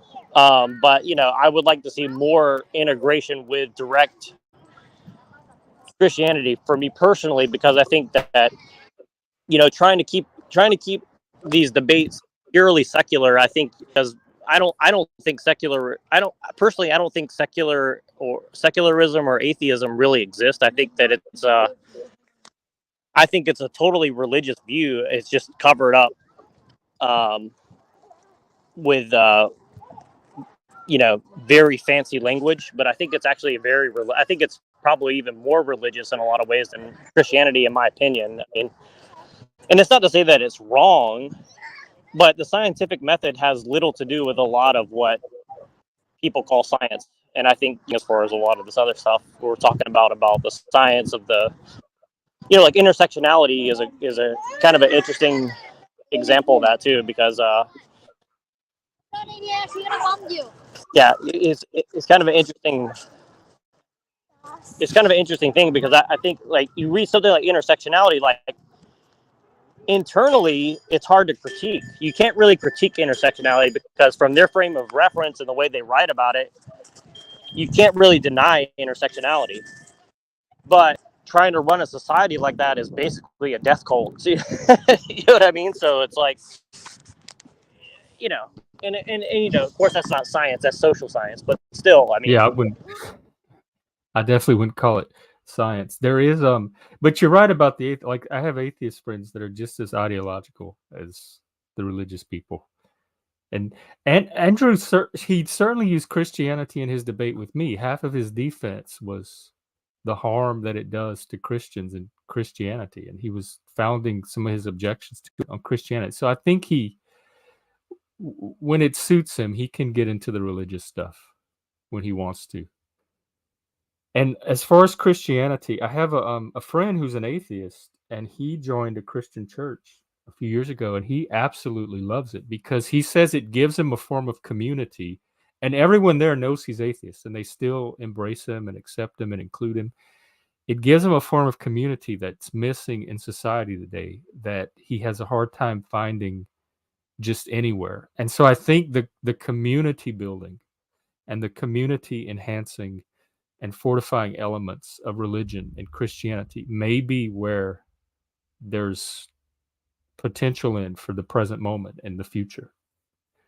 I think it can give people a form of community or something community wise that whether they believe or not are fully adopt the theology of the religion could still benefit from being in a community or in a religious community. yeah, I agree. And I think that, something that's kind of stuck out to me is like when I've been around people of other faiths and, in other countries as well, it's like, my impression of other religions and other places is they're having the same problems we are, as far as people lacking meaning and lacking community and lacking any kind of real social structure or family structure and all that. And like the Buddhist and the Hindu and everyone, like they kind of have a hollow religious experience for a lot of them as well. And I think that we kind of underestimate how rampant the problem is, and I think we do. I think a good strategy for a lot of Christians is get their own church right and active, you know, and like fight, make sure that things are right, because, you know, churches in and of themselves are not a bulwark against all the stuff. I mean, if you don't control the church that you're in, I mean, it can certainly lead people astray very, very easily, you know, and I think that's why myself and a lot of others have been drawn towards, you know, either Catholicism or Eastern or Orthodoxy, because, you know, there seems to be a structure in place that try, you know, infiltration and corruption of the message, but it still happens there. You know, it's like it's not gonna. Yeah. There's never going to be a way to just stop corruption. It's always going to be there. It's always going to be present because it's in us. And I don't think it's necessarily like our nature. And again, that's one thing I'd like about Christianity is like, it's not really our nature. It's just kind of something that we're in now and we'll be stuck with for a long time. But ultimately, it's not who we are, of sin and all that. And, you know, I'm not good enough at this kind of stuff to really speak too intelligently in a way to, you know, be an apologetic person, but I do kind of understand why they're important concepts, and I hope that we'll find a way to reconcile all this and find you know, ways that we can kind of, you know, we're not trying to build a utopia, but redeeming the individual in a collective way. Does that make sense? Like, you know, the only way you're going to help the collective is by the individual, you know, and I think people kind of lose sight of that. Yeah. And that's a very liberal point of view too. Classical liberal. So I think Christianity still has a part to play in maintaining liberalism. And man, why am I losing my thoughts today? I had another thought on what you just said and I lost it again. Fuck. Oh well. I'll wait for it to come back. It's probably because I mean, I got so much noise around me and stuff. I appreciate you. Oh no, you it's know, completely 100% me. I can guarantee. It's it was you were talking about oh fuck.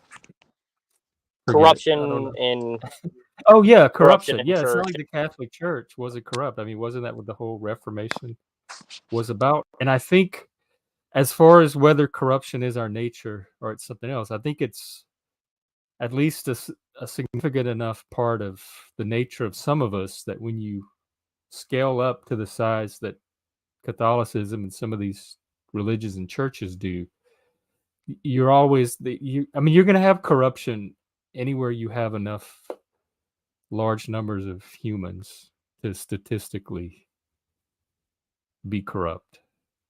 Like the corruption is going to show up at a certain scale no matter what, because it's enough a part of at least a portion of humans. Like I don't feel like I'm corrupt, but I've never been in positions where it was that strongly incentivized for me to be corrupt either.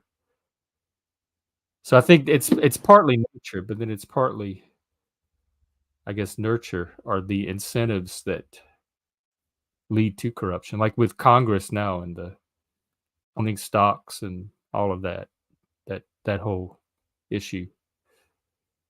That's going to incentivize corruption, even if it may not be in your nature. Or I guess it's in your nature somewhere if the incentives work to bring it out. Yeah, and I think that's kind of what you were talking about with the gay, lesbian, transgender thing. It's like almost like and you know, I'm not going to jump into like the long diatribe about all the stories that I've been told recently about this kind of stuff, but I think you know enough about it, and hopefully the audience would as well, that essentially, you know, a big problem with the way this stuff is going is like they're almost they're heterosexual man or woman or a Christian or whatever, to the point where it's like it almost took away like the you know, and you know, I think you'll get what I'm saying is like they almost took away the subversive nature of of being an LGBT person, right? It's like now you're not even like the cool person anymore. It's like they kind of like stole that away from you, and now they've made it where the underdog, and now the Christian is the subversive, and now and it's like, to me, it's like, I don't think that's an accident at all. I think all that's a part of like this kind of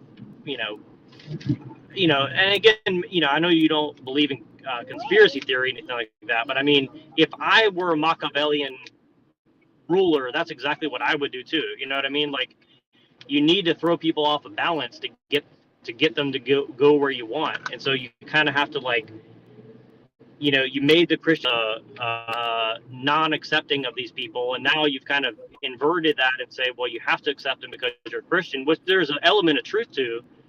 And then now they've turned that, like you said, they've turned it into a secular religion of like a utopia. Now they're using that as another wedge point against everybody, and now it's like running off in the other direction, totally disconnected from reality, and there's, I can't really say what exactly that's about. I mean, I have my suspicions, and I won't destroy your stream trying to tell you what it is, but I do think that there's You're not there's you're not something gonna destroy very this. well, enough about, I just want to mention this, like, enough about the history of, like, the Greeks, for example, and, like, Pythagoras and all this, and these secret societies that people talk about. They always talk about it like it's a bunch of white Christian males in a back room. They'll say that they're Jewish men, right? And I think the truth is, like, they have some sort of, whoever these people may be, they have some sort of fundamental understanding of nature and human nature and these things, and it's almost hard to blame, like, if you have an under. Oh, are you there? I think you blipped out. I'm a low tier expert on obscure. You and NeuroJack should talk, and Machine Lies as well. They do streams on all of that occult stuff.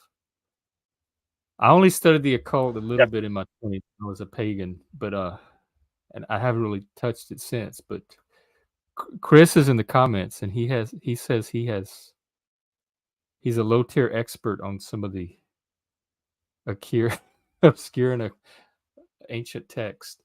Machine says they took out Nero for speaking the truth. He barely got it out too. I'm still waiting to hear what he was going to say. Yeah, sorry, I was on top of a miniature mountain there, so I kind of lost service. But yeah, you know enough about the cult of Orphism and Dionysus. Oh yeah, those were all the Greek mystery religion. Like those weren't even white Christian men. They were doing that way before. Yeah, and at least, a lot of people like the Freemasons and whatnot, they claim that they grew out of, Orphism or Apollonianism or Dionysian cults and all this. And again, whether it's true or not, they make claims as such. And I think that whether it's totally true or they're just doing that, to scare people, it doesn't really matter, because effectively, like you said, people have been trying to orchestrate things from, behind the curtain for quite a long time. And I think trying to understand, how, who, what, when, where, why, and how is the only way that we're really going to have any real clear picture of, like, how to effectively combat it. You know what I'm saying? And, like, I have a lot of ideas about perhaps ways to do that, but every solution that I have requires individual choice. And the more and more I look around, it seems that that's, rapidly becoming a very real problem, like an existential crisis humans. And I think if we don't find a way to reconcile that, I don't necessarily know that there ever will be a solution. And a lot of the conversations that I see happen are kind of, like I said, lacking any sort of nuance at all, really. But, and I just bring this up because inevitably this is where my understanding of things has always led me back to. And again, like, I'm not saying this like, oh, it's the Freemasons doing everything. It's individuals doing it, but they're following perhaps a plan that's been laid out that's easy. It's like if you hike through the jungle and there's a clear path that you don't have to hack away with a machete, Mm-hmm. and then the alternative is to go through snakes and spiders and ants and pythons and all this. It's like, well, people are going to go take the path that's already been carved out for them. Is kind of what I'm saying, right? Like, and it's hard to blame people, right? And I think that's kind of what I see is like a lot of people just point the finger and blame other people, but they don't even realize they're doing the same thing. Although maybe the starting point was different. It may be harder to tell that you're actually on the same path as well. You know what I'm saying? And I think Christianity, that's what Christianity is all about, in my opinion, and I think that there are other, religions that kind of have pointed that out. Taoism, which is not really a religion, but, I think Taoism also does kind of talk about this to some degree as well. And I think that this is kind of where I want to see the conversation gravitate towards, about these topics in general.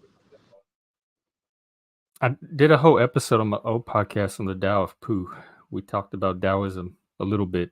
Who do you think these people are in today's world? And Machine, you can come on if you want to and join the conversation. That's a great question. I mean, I would describe, if I tried to name the people that were involved, I would describe it more as like the mechanics of what's going on more than I would of like, it's these people.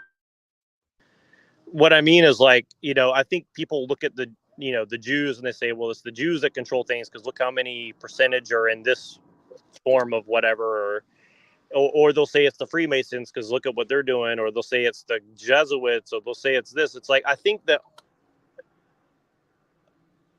there's levels to everything, right? Like, I don't think that all these people are like on equal footing or equal level playing field, but I think that they're all kind of playing for the same team. And most of them probably are like the rest of us, just think that they're doing the right thing and don't really get the gravity of the situation that they're in. You know what I'm saying? And so that's just kind of my opinion on it. And I don't really know, but I think that really overall is like, I think it's humans have been misled for so long. And I think that's why I like to go back and look at history.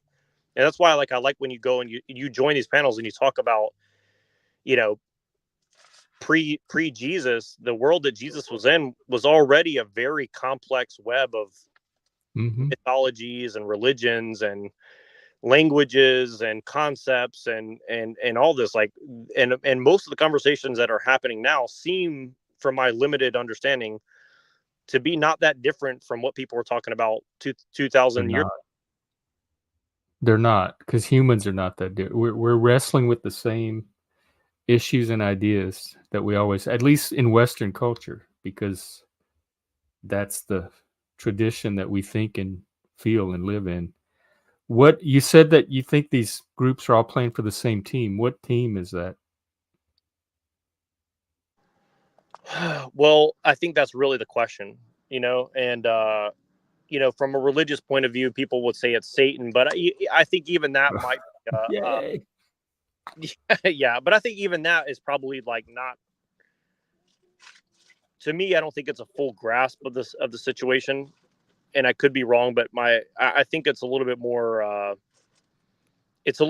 unknowable, and but it seems that overall something doesn't like humans to have free will, and it seems that much of what we experience is there seems to be something trying to subvert human free will, and I see that as the primary battle.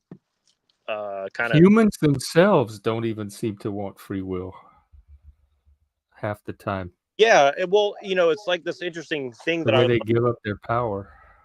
Well, it's like this interesting thing that I learned about recently, where when you read history books, and again, we don't know for sure this is true, but like when the British Empire was taking over the whole world, and then they decided to start pulling back. A lot of these places didn't really want the British Empire to pull back because it gave them stability and a purpose and things to do, and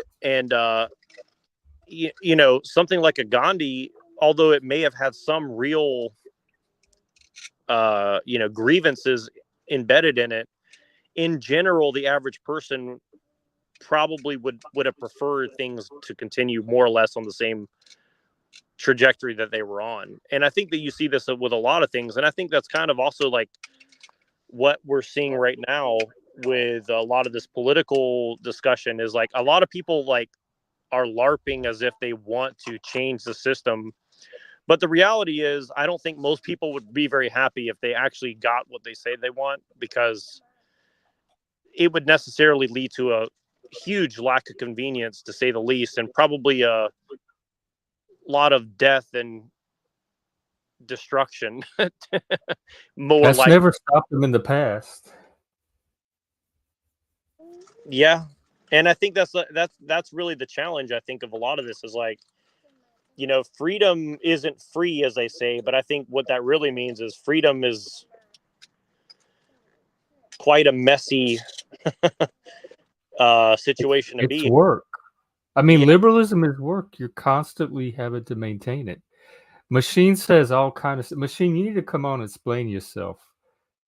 The problem is ideology and technology, so it obfuscates blame. I definitely agree. Ideology can be problematic. Technology to me is a tool that's neutral and depends on how you use it. So it would be the user. And then this statement here. That's also the hoax of democracy and autocratic government. So authoritarianism and liberalism both is that it enforces individualist and freedom through collectivism and machination arbitration. Yeah. Don't type stuff like that and then not come on and explain it. That has me all thinking. Yeah, that's a very good way to put it, and I don't even know if I can respond properly to what he said there, because it is very, there's a lot of implication in what he said there. Like Ideology is like a technology. Now I know how it feels to type stuff in the chat room all the time and not come on. Yeah, it's people are weird and complex. I never do understand how ideology has the power over people that it does, like the woke mind virus. And how to what extent are we autonomous and self-determining, and to what extent are we at the mercy and influence of culture, ideology, other people, art, aesthetics, technology, all that stuff. Yeah, and I think that's really the biggest thing that I see going on. Sorry about that. He said he'll hop on soon, but then he might have to leave as well. Well, that's fine because PF Jung has that thing coming up in about an hour, so I'm going to be ending at some point. But I would definitely love to at least get your thoughts on some of this. Well, I also have to go pee. You think you can man the show for a little while? sure. Or I go take a bio break? Okay. And do you have the power to let people on, or is that only me? I think only you, as far as I know. I don't know if you can make an admin or something, but Let's see. don't worry. Okay, I won't be long. I'll be right back, and then maybe Machine will hop on. I'll just say a bunch of stuff against TOS real quick. I'm just checking. Okay. Yeah, talk about some of the groups or the team that you think they might all be a part of. And I'll be right back. And I'll save my point for about that after. Yeah, but hello chat. Yeah, I don't really know who's involved or not. I just kind of naming the general groups that are out there, because I know that they all have their own version of the same thing. And I think what Machine says, and I'm going to repeat this when Jeff comes back, I think the whole game and the biggest problem is the arbitration. It's like everything is being arbitrated out in so many complex ways that it's basically impossible to really to really get any kind of firm grasp of where things are coming from and where they're going to and all that. And I think the more that you try to, the more that you're kind of inadvertently punished for trying to do such things. And I mean, maybe not so inadvertently, but it seems the more that you try to not obfuscate the level of arbitration, whether it's people doing it on purpose or not, people don't really tend to like having their delusions dispelled. And I think that's kind of the problem. And that's why, like, I don't say it's, I don't even really blame the Freemasons and all these people. It's like, it's kind of like the Ring of Power thing, like I don't even really like the Lord of the Rings, but I think that that's a great analogy. It's like, if you have this power over people, it's going to corrupt you. And what I was saying while you're gone, Jeff, and this is the point I was going to say, I would say is, like, whoever it is, I think the big battle is really about the arbitration, because the technology is a tool, it's a weapon, and anybody can use it.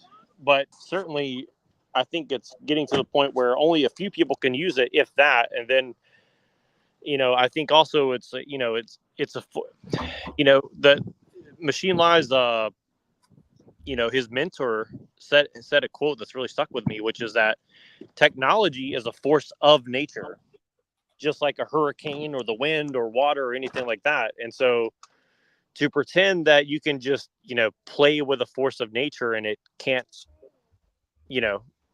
destroy you, I think, is kind of foolish. And I would agree with that. I think we don't really know what it is that we're playing with at the end of the day. You know what I mean? And I think that,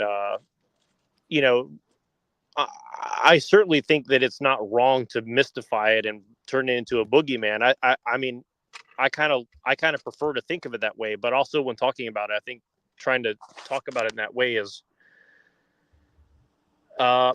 probably not the best way to get your point across, because people are just going to tune it out and not listen. So, that's kind of where I'm coming from. I'm thinking about technology being a force of nature. I can see it as an analogy or a metaphor, but forces of nature seem to act differently than technology, because technology takes human. Oh, here's a machine. Hello. What up? Paranoid chilling. Yeah, that's right. That's how it's got to be. What are you paranoid about? Oh my God. Oh. So, yeah, that's the best way to be when you're also paranoid, Yeah, otherwise you'll lose it, otherwise I'd be, drunk on the porch with a Bible and a gun, That'll be the direction that would go. You think is that the accelerationism you talk about? Or are we just accelerating it all on our own? That's deceleration. We were talking about technology as a force of nature. Can you talk yeah. about that a little bit? Oh yeah, definitely. I think there are several ways in which they operate in a similar sense. I think first of all, the line is not so clear between technology and nature. I think that animals make technology, and I think that nature is a creative force. So I think that nature, anybody who doesn't think that nature can create things, well, if you're a believer in God, you believe in the creator, so you believe that God created the world. If you believe in evolution, then you believe that nature is creative, because otherwise you have no answer to the problem of entropy, where information is completely dissipated. New amounts of information are entering nature through a creative process called evolution, if we are to believe that there's no divine hand at work. So many people, like the people who discovered evolution to begin with, like Alfred Russel Wallace, they assumed that this would have to mean that nature has some sense of mind, or some creative aspect to it. Well, that's just the stage one of I guess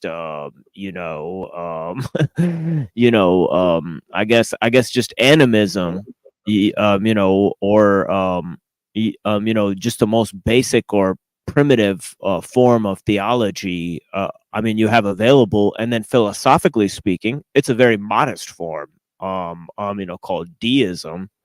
And you see that highly, you don't have to really say that, God is even all powerful, to accept deism or to accept animism. You could simply just say that nature has a power to it, and then in a sense that we create technologies through nature. Technology is nature ordered nature. It's only a second order of nature itself. We're not really making anything new, we're sort of repurposing. So in that sense, and the greatest form of repurposing is, of course, biomimicry. It's the highest form of technology is mimicry of nature. As we've seen, forms of technology that seem to work with nature rather than against it seem to be highly preferable, and seem to be have more efficiency.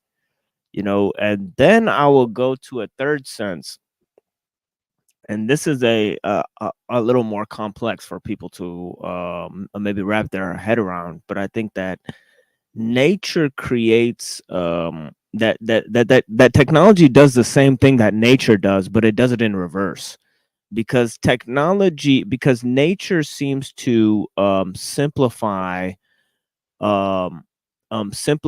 means to a complex array of ends. Meanwhile, technology seems to complexify means in order to get to one end. So whereas technology seems inherently utilitarian, the goal of nature is to have intrinsic value in something. So this is utilitarian versus intrinsic, but the way of exchange is the same, which is an ends to mean process in which one is complexified and the other is simplified. So not only do they operate under the same laws, they operate under the same metaphysical scope, obviously, but they seem to operate under the same method, or sort of movement from means to end processes. But yeah. What is the one goal of technology? Well, that is type of I think the first and foremost goal of technology. Well, technology imbues its own type of values, and one of the main values of technology, and I think it stands to reason that it might be the top goal, is efficiency. So the goal of technology is efficiency, and the goal of improving technologies is the goal of making them more efficient. And it's not the same as the goal of science. So that's important to understand, that the goal of technology is not the same as the goal of science. And that presents another problem. That means that whereas science and knowledge seem to be under human control, it's like Neuro said, technology seems to be something foreign to human control, the same way a state is not under human control, or a jungle is not under human control. In the same way, a technology that provides a artificial environment, sort of artificial needs, in which we engage through mediation, an environment in which we engage with we engage with nature itself through various technological means. So at this point, we don't have direct contact with nature. So and this is probably true for the common mass of humanity. So I think that there is a sense in which technology is something that not only hijacks human reason but also hijacks nature. And in that sense, I think it constitutes a demonic force. Not a spiritual force. You may be conversant and familiar with spiritual forces. You may employ or be conversant with spiritual forces, but you would not want to be conversant with demonic entities or forces, Well, because maybe. well What do so you don't think we have any, like, should we be fucking with it at all? Do you think we have any ability to master it or guide it or direct it? Or is it well that's the always thing. going to be a superior force to ours? Well, that's the thing, and that's the same thing with the demonic realm, that we may gain power from it, but we will not be ultimately able to control it. So we gotta sort of ride the tiger, you know what I mean? Oh, yeah. As the kind of symbolism The that, devil's bargain. yeah, exactly. So that's sort of the thing, is that you offer concessions to the technological system, and it's just as if if somebody could get you to do common lesser activities, then they can kind of dupe you into believing greater lies, and things like that. I definitely see that people are not, I guess they're not really well,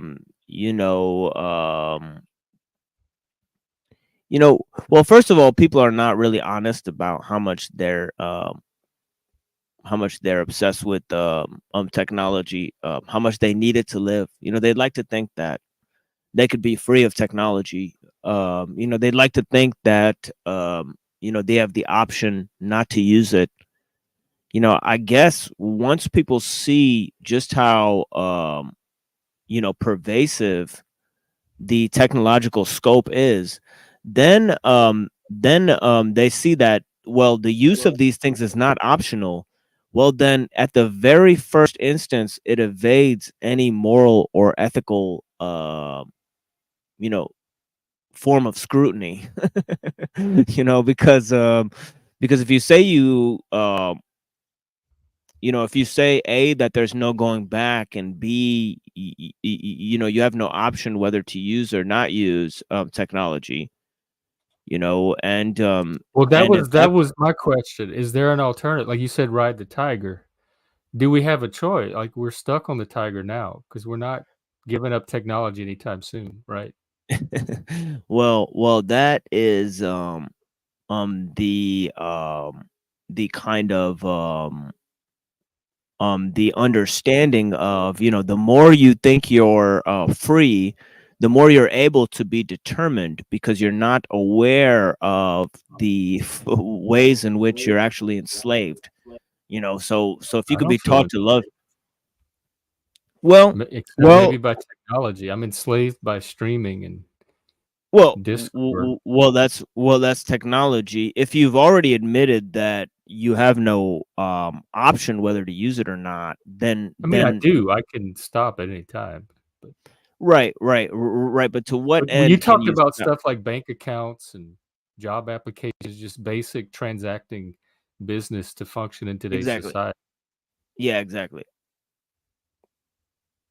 basic transactions or functions. I mean, to live without that, I mean, you would have to teach yourself skills, you know. So you know, in order to fend for yourself, in nature, you know, you would have to teach yourself skills. So you couldn't just go ahead and remove yourself from the technological society, you know, not at great detriment or risk to yourself. You know, so that is Yeah, the point I'm private. making. So ultimately what you're admitting is that you don't have a choice. Well, not having a choice, I hate to break it to everyone, but that's a form of being enslaved. You know, being forced to work to put gas in your car so that you can drive back to work. You know, Well, that which is what in a 90% way, of even people are there you doing. have choices. But that's like saying you're Of course, enslaved. Like the Gnostics thought you were enslaved by your physical body. That's like saying you're enslaved by the of limitations course, that of course, physical of body course, places on you as well. of Within course, that of course, they have a enslavement, there's point. a broad They have a range great of point. freedom. No, they have a great point, and the point is familiar to because they want to create a antinomian version of of practice, but to do that, you have to go through the ascetic doctrine, you know, and you have to also declare that flesh and materialism is basically dead. You know, so in order to get to that second stage, to add on that extra thing that the Gnostics do, they have to get to that first stage, you know, and declare materialism to be dead. That's You well, know, good luck with that. well, that's the thing. That's why they believe you can't create a utopia in this world. You know, they reject you know, technology more than I do because they reject all forms of utopian thinking. You know, they don't even think that you could create alternative technologies. They say the hell with the whole thing, the flesh and the world and everything in it. You know, Yeah. so you know, Which I don't know where that leaves them. it leads them to nowhere.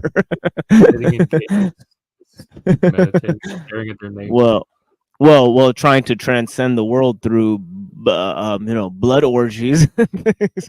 And you know, that sort of, you know, double bind practices that the Gnostics used. You know, kind of a mix of pleasure and pain to put yourself in an altered state.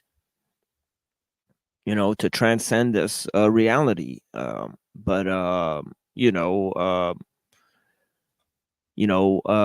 that leads to this state of, you know, why would you want to transcend this reality? Well, it's because you don't like nature. You think you're separate from nature, Mhm. you know, and that comes to the second concept that the Gnostics employ, which is a pseudo eschatology, you know, in the immanentizing the eschaton, you know, as they call it. Whereas Eric Vogelin, you know, who studied Gnosticism, he came to some pretty rudimentary conclusions because he was studying it at a very early stage within European scholarship or whatever. But you know, but I think he still realized this concept, immanentizing the eschaton. You know that you know yeah, but you know What people compare like stuff like transgender and even sometimes the woke as the modern day version of Gnosticism. Does that analogy hold? no, because there would have to be a type of you know, what they are is or what Crowley is a sort of, he's an extension of the Theosophical Society, which kind of rejected you know, kind of Gnosticism. Well, the New Age movement is that grows out of sort of more theosophical and perennial roots. You know, it's interesting because Gnosticism early on is a form of syncretistic religion, but it comes to a starkly different conclusion than Hermeticism or the New Age movement. The New Age movement is more based on Hermeticism and alchemy than it is on the Gnostic thinking. You know, which the Gnostics were more of a death cult, you know, type of style. But but the New Age movement, they're more of utopian, and this is basically the divide between them. But both of them don't like nature. They think we should transform nature. See, the New Age movement believes that our current stage is deficient, that we need to evolve. You know, well, the Gnostics would think as evolution as a continuation of the dance of death. So they would not encourage us to evolve in any sense. They would want to nip that in the bud, if you will. But but yeah, it's a stark difference between Hermeticism, which says the two are all that came. The two are all that there is. What comes to be and what makes it. That's from the Hermetic Corpus. But in the so creation or creativity and becoming and nature are like one to one. Nature has a transformative quality to it. So they believe more in Heraclitus, whereas the Gnostics would believe that nature is a mistake. It's an utter abortion in the making. Yeah. So you definitely shouldn't try to save it, because because it'll come and bite you in the ass. It'll trick you. All you can do is free yourself from it or liberate yourself through the gnosis. And there's Exactly. this program on the left to liberate from the false creation of the patriarchy. So that's where I see some parallels as well. Yeah. The parallel is where they both want to escape this world, and they want to do false it. consciousness versus the gnosis or the true consciousness. Yeah, and the Gnostics want to do it through spirituality, and the transhumanists and the New Agers, they want to do it through technology and evolution. So they both want to use secret knowledge in order to save humanity. It's just that one believes that this secret knowledge will come about through some light workers, and then they'll spread it through the rest of humanity, while the Gnostics believe that this will be given to a secret sect, and that they'll break away from humanity and liberate themselves, leaving the rest of humanity to stay in their hellscape. so they have a different eschatology. I'm as eager to be liberated from them as they are from me. Anything I do to help you along. Yeah, amen. Are any of these groups, because they sound kind of fringe and extremist, are any of them like worth worrying about? Are they? They're totally mainstream. They're totally mainstream groups. I think they're totally at this point totally and this would be the divide between the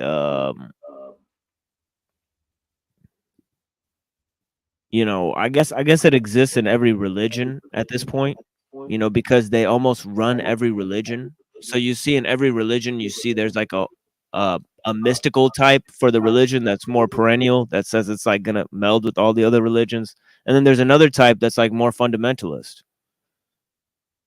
So so they actually forced every religion to be divided into two groups where it does this. So I think these groups are extremely influential because you could see their influence in almost every single religion. So each religion has their version of this. I think so.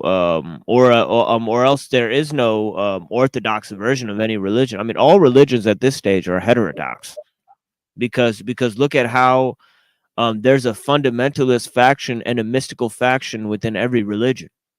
or at least if somebody wants to go and observe them from the outside, even in Islam, you have the kind of movement, you have this Sufi movement of these people who like read Rumi, and they want to say they're like the same, that Hinduism is monotheism and Judaism is monotheism, and we're all one big happy family. And then there's another side of Muslims that say, no, we have to make a Sharia law state. And Islam doesn't actually say either of these things. It doesn't say like its goal is either of these things, but that's what these two groups want to do. And it's the same thing in Christianity. You see in Christianity, you see people who want to run an ecumenical movement, and they want to bring all the different types of Christianity together under one big umbrella. And then you see another group who says, no, there's only one church. Since the beginning, there's only been one church. So they disagree. So there's this bifurcation in every religion, and it's not because they're made of caused by humans. That's what humans do. maybe, but like two exact forms, one relating to the Gnosticism that I described, and one relating to the perennialism that I described. It's just like, one is a death cult and the other is a syncretistic, utopian, movement, and it just seems like how does that happen in every single religion? I just think it's not a coincidence. That's what's interesting is the pattern that humans the pattern divide is into when they scale up to a large enough group. The patterns that begin to form. Yeah, and I think it's not an accident. It's because that these groups are being controlled from the top down. That's why there's similar patterns emerging. The top being like supernatural? Or no, could it I be think bottom up through evolution? Like no, just human nature starting itself? I think it's at the one end, and I can lump everything into this one umbrella. How I said that each side opposes nature and sees knowledge as a solution to nature. So they see human reason as a solution against nature. So I could draw a large group up and say okay, and then I could also draw a timeline, and say that this change, from this secular humanist kind of mode, started maybe around the 16th century, and progressed forward from there, and that it's a on the one end, a religion of science or whatever you want to call it, that's the ideology, and on the other end, it's a cultural technology. It's a technology that is as this recent a person Pine Creek or whatever said in the debate with Andrew Wilson, he called himself a cultural Christian. Well, what the fuck does that mean? I think that to mean Christianity without actually necessarily needing to believe in the truth of it. Like, I'm a cultural Satanist. I don't believe in an actual Satanism, but I believe in all the trappings, the ethos, the aesthetics around it. Right, and that's fine with Satanism, because Satanism is a metropolitan sort of a cosmopolitan sort of doctrine, and it was made in cities. It's usually made by the educated people, in the cities, and it comes to fruition through various types of people. But here we're talking about something that's deeply woven into traditions, and also to a system of values, that is deeply theological, You know, in But any can you way, have the values without the theology? I think that's what cultural I think Christian I would. think Isn't yeah, Jordan see, Peterson I one think who you would can't come do it. from? I think you can't do it because that is not because you know, because essentially that is all or certain people would say that that is what this kind of new age thing kind of is.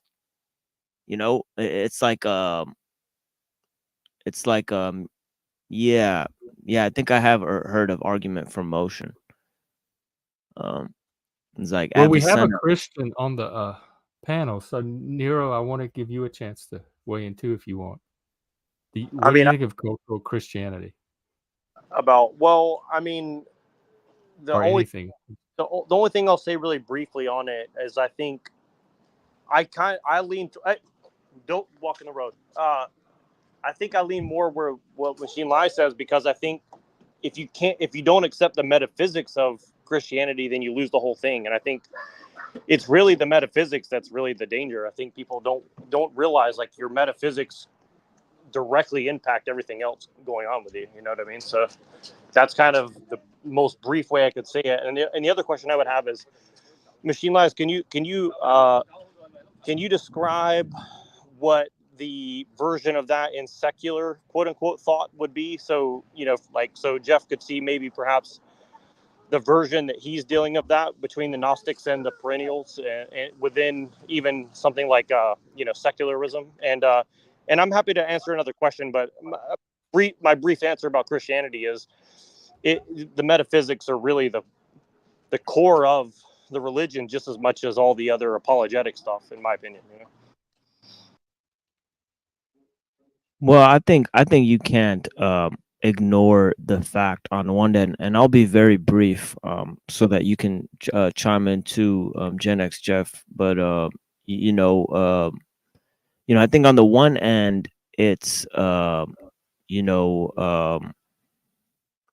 know, surprising to how Christianity unified the European tribes. You know, so these European tribes were, you know, there was the Picts, the Gauls, the Saxons, the Angles, you know, the Visigoths, you know, and you know, all of these different tribes, you know, the Scots, and you know, they all came together. They were all warring with each other. They were fighting with Rome. You know, Rome fell away. The same time Rome fell away, you have the spread of Christianity to Europe, thanks to Paul the Apostle. You know, and this coincides with the unification of Europe in quite the same way that in 7th century, Islam culminates in the unification of the Arab tribes. So this is just a notable achievement for both Christianity and Islam, just from a political or a historical perspective, because it totally shifts the political map of the world and the historical map of the world. You know, so I think that idea should not be discounted. But I think, secondly, I think the point that NeuroJack made is powerful fact that Christianity does not make modest philosophical claims. If you had to stack up Christianity and Islam next to each other, Islam makes very modest philosophical claims. You know, you can say in Islam that you believe in one God, and where do you really go from there? You know, methodologically, after that, it's basically just atheism, because because how does God interact with the world? Well, he's exalted. You know what I mean? Right. So you can't compare God to anything that's happening in the world, yet God is closer to you than your jugular vein. So it's like a fucking mystery. You know what I mean? It's like the Tao Te Ching or something like that. You know, whereas Christianity, they make very stern philosophical claims. They bring in you know, terms like homoousia. They bring in the relation between the one and the many. You know, so if you had to say what Christianity is in terms of philosophy, Christianity is accepting what Islam and Judaism say about one unknowable God, and then taking it further to explain how God creates through the logos and through the spirit and all of these things. So they're creating complex philosophical justifications for them, and this happens to be one only reason why this happens is because it is a European tradition, meaning it's following the tradition that's coming from Rome, which Rome itself is not European, but the Roman style of governance spread to Europe, through Christianity, so but yeah, that's so I just think that that's interesting. So I would say in that sense, Christianity is both cultural and not cultural.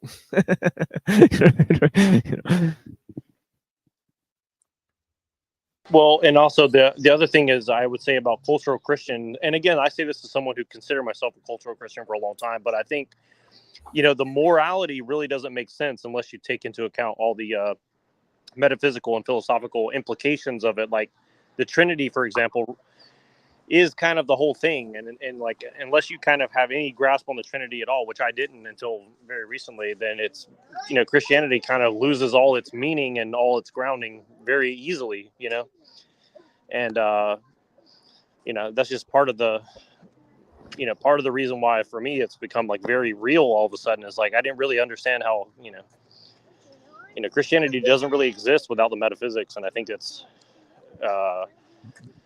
I'm not, that's why I'm kind of digging more into the past of how this ended up the case, because I'm not sure if that was always the case or is that like a later invention, and I'm not quite all the way sure of that. Well, I'm sure there was some evolution to it, but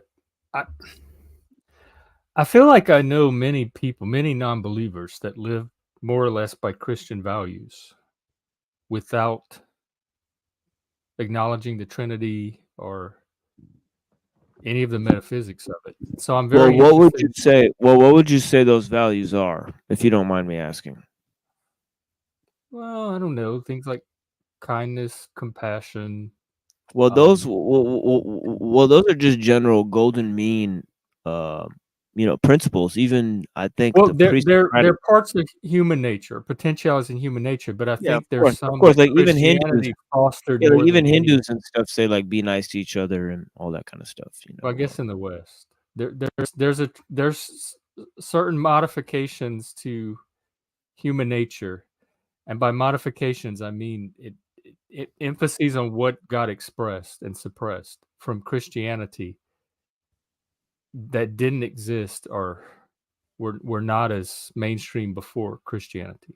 Now, exactly what those are, I don't know if I could say right this second, but it seems like there's a Judeo-Christian tradition, morality specifically, and ethics. Well, I think Jews and Christians express a starkly different tradition and a starkly different value system.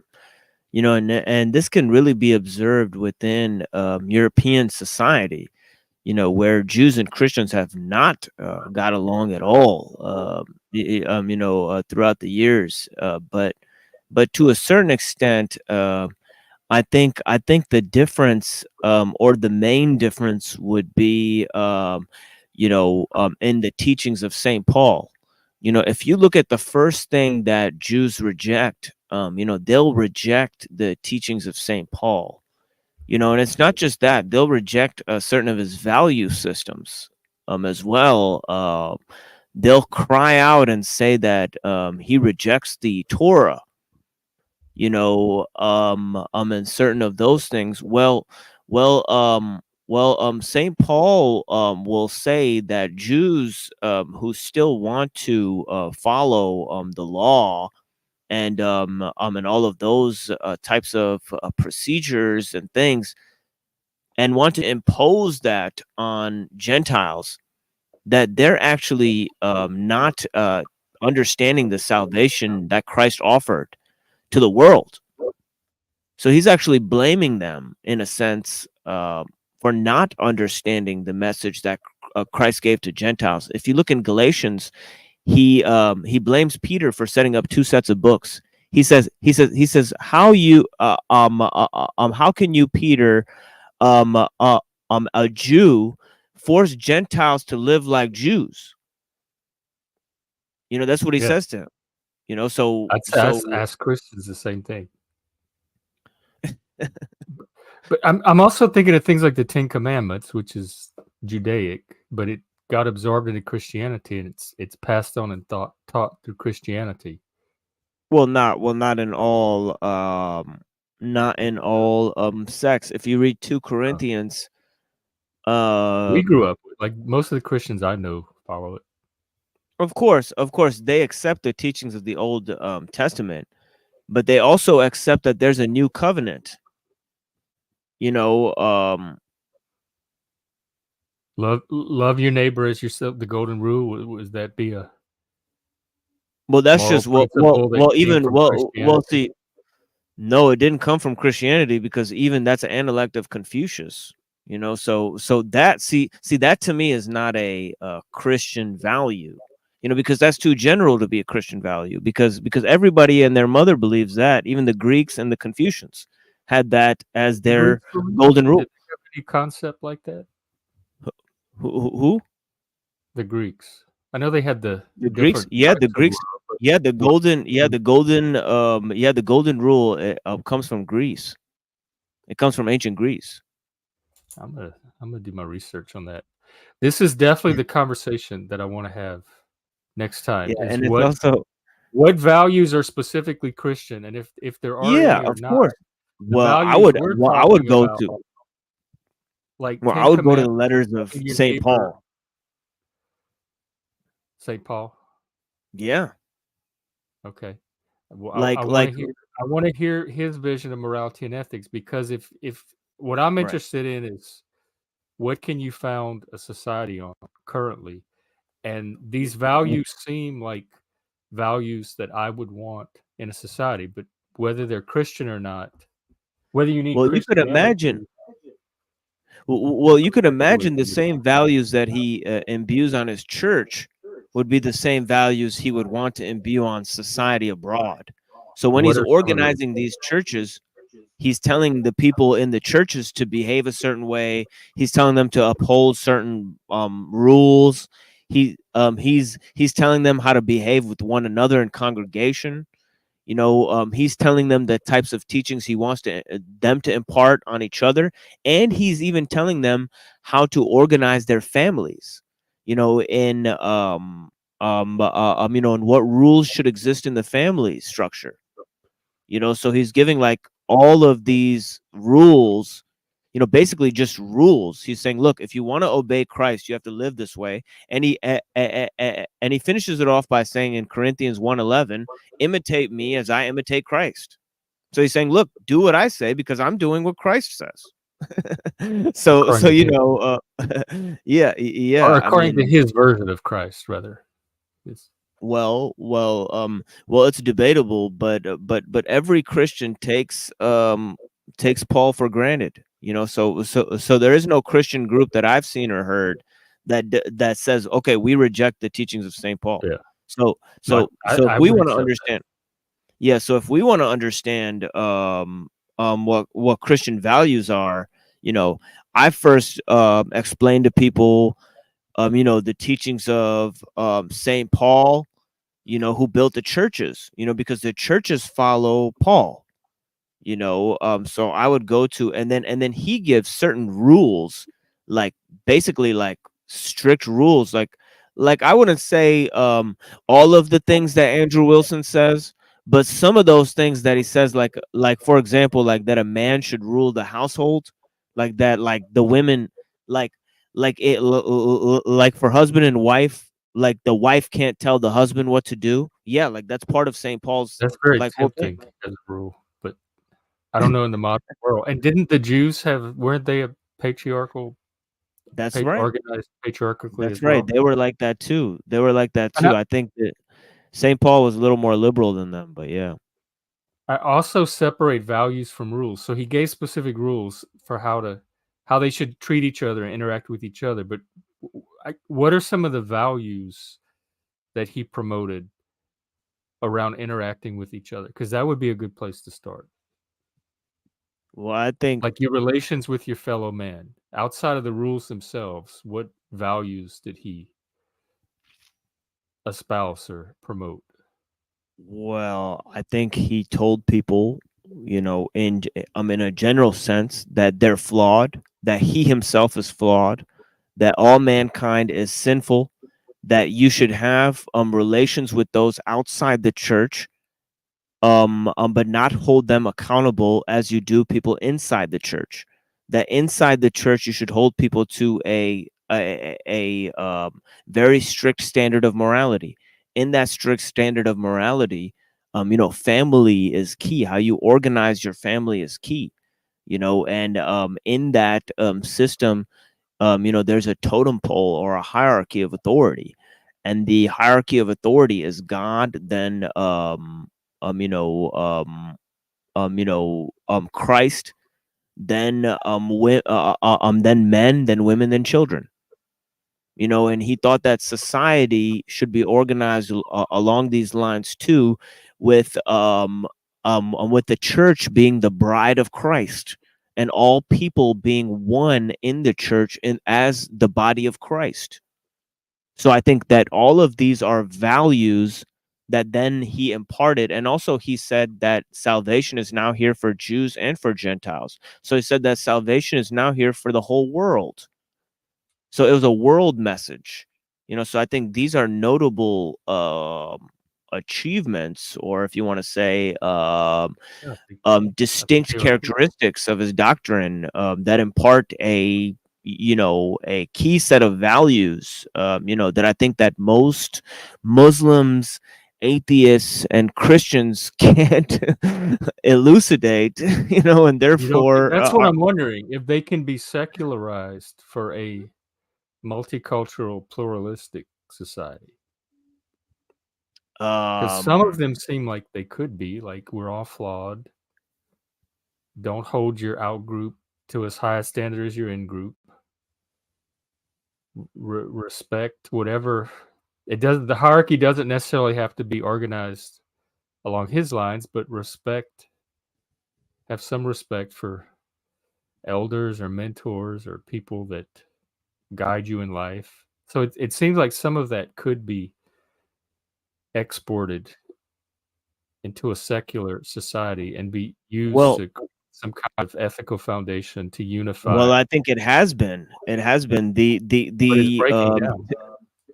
tension between individualism and collectivism that Paul presents, the tension between absolutism and universalism that Paul presents. I think it definitely forced the question, and Western philosophy had to deal with those issues, until it got to Hegel, and Hegel was dealing with this problem of universalism on the one end, that there's universal values, but also that there's absolute truth, or the thing in itself, in the Kantian sense, that he believed in this neo-Kantian version of truth, that he was still stuck along the same lines. He didn't progress anywhere. That these questions are fundamental, and that no, we won't progress from these great questions, and actually they reappear in every age. Mm-hmm. Of course, and that yes, the secularist has to answer these things as much as the co-religionists have to answer it for each other, and the co-religionists don't agree with each other on how to answer these things. I think it's a good conversation to still be like good questions to still be having, especially today. So I do want to have more of these conversations. I want to give Jack one more chance to weigh in, and then I am going to have to wrap it up because P.F. Jung's thing's going to be starting at the top of the hour. Yeah, and thanks for having me on. And this is the kind of conversation that I'm interested in as well. And the only thing I would like to ask again, because I think he did answer, but if Machine could just kind of briefly for myself, talk about the Gnostic versus perennial version within secular thought, I'd be curious to hear that. But otherwise, yeah, I'm just excited to participate in this kind of conversation and look forward to the next one. And thanks for hosting, Jeff, and Machine. I'll talk to you soon. Oh yeah. Well, I think we're talking about it more on our show, the Discordian and the accelerationist thing. But yeah, guys, tune in if you guys want to do it. I don't want to hold Are up you Jeff, streaming tonight? but yeah. No, no. My last stream got taken down because I played What? "Wake Up Oh, because of the Everybody." music. Yeah. I Yeah, because of worry Soul about Train. that's why I don't play clips. Every time you play them, I'm wondering how you manage to Well, well, evade the well, copyright. well, it's because I play relatively unknown music. But then at the end, I played Soul Train, and that was just too much. But I tried to play it at the end. That's why I tried to play at the beginning and the end, so I could just cut it out, But so it's easy to cut it out. Yeah, What but do you yeah, I'll have to have to do? Like, repost. do you clip it out and just repost it? Oh yeah, yeah. I just Okay. clip it out and repost it. So yeah, so that works out for me. But yeah, I'll be reposting my old live stream sometime today, Gotcha. And then I'll reappear on Saturday. I do it Saturday and Tuesday for everybody that's out there, Okay. including Gen X Jeff. So you guys come by and check it out. But yeah, Well, you have a blessed day. you too. It was wonderful to have you, and Of course, I'll I'll be catch you back. on your next stream. Of And course, Jack, yes. same with you. Thank you. Yeah, thank you, friend. It's always a pleasure talking to you. You too. Yeah, You have a good Thursday. yeah. Thank you. Have a good day. Take care. Let's see. Patty. Okay, well, that is the show today. P.F. Young in about 20 minutes is going to be talking with Xander Keeg. He's a trans man, but he's not on the woke left. He's more centrist. So that should be an interesting conversation. So you can join me there. I'm headed there now. And thank you for watching, participating. I'll be here tomorrow. Let me check. Tomorrow we're watching that movie, Inland Empire. It's going to start at 5 Central. Oh, and PFU. Okay, this is a good one. Tomorrow at 11 a.m. Central, Paul is going to be releasing his video that he's been working on centrism. Apparently there's a war within centrism itself, so he's going to make a video all about that, and he's premiering it tomorrow at 11 a.m. Central. So I'll be there for that too, and then I'll probably stream after that, and then we'll do the movie. Patty, take care. Always good to see you. Maybe I'll see you on Paul's thing in a little while or tomorrow morning. The rest of you, thanks again. Oh, let me get my music going. Okay, take it away. I just love the ducks. Let me do them again.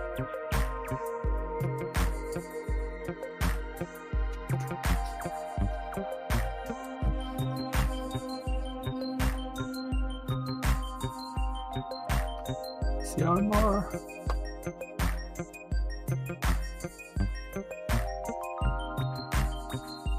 I say I look like salt.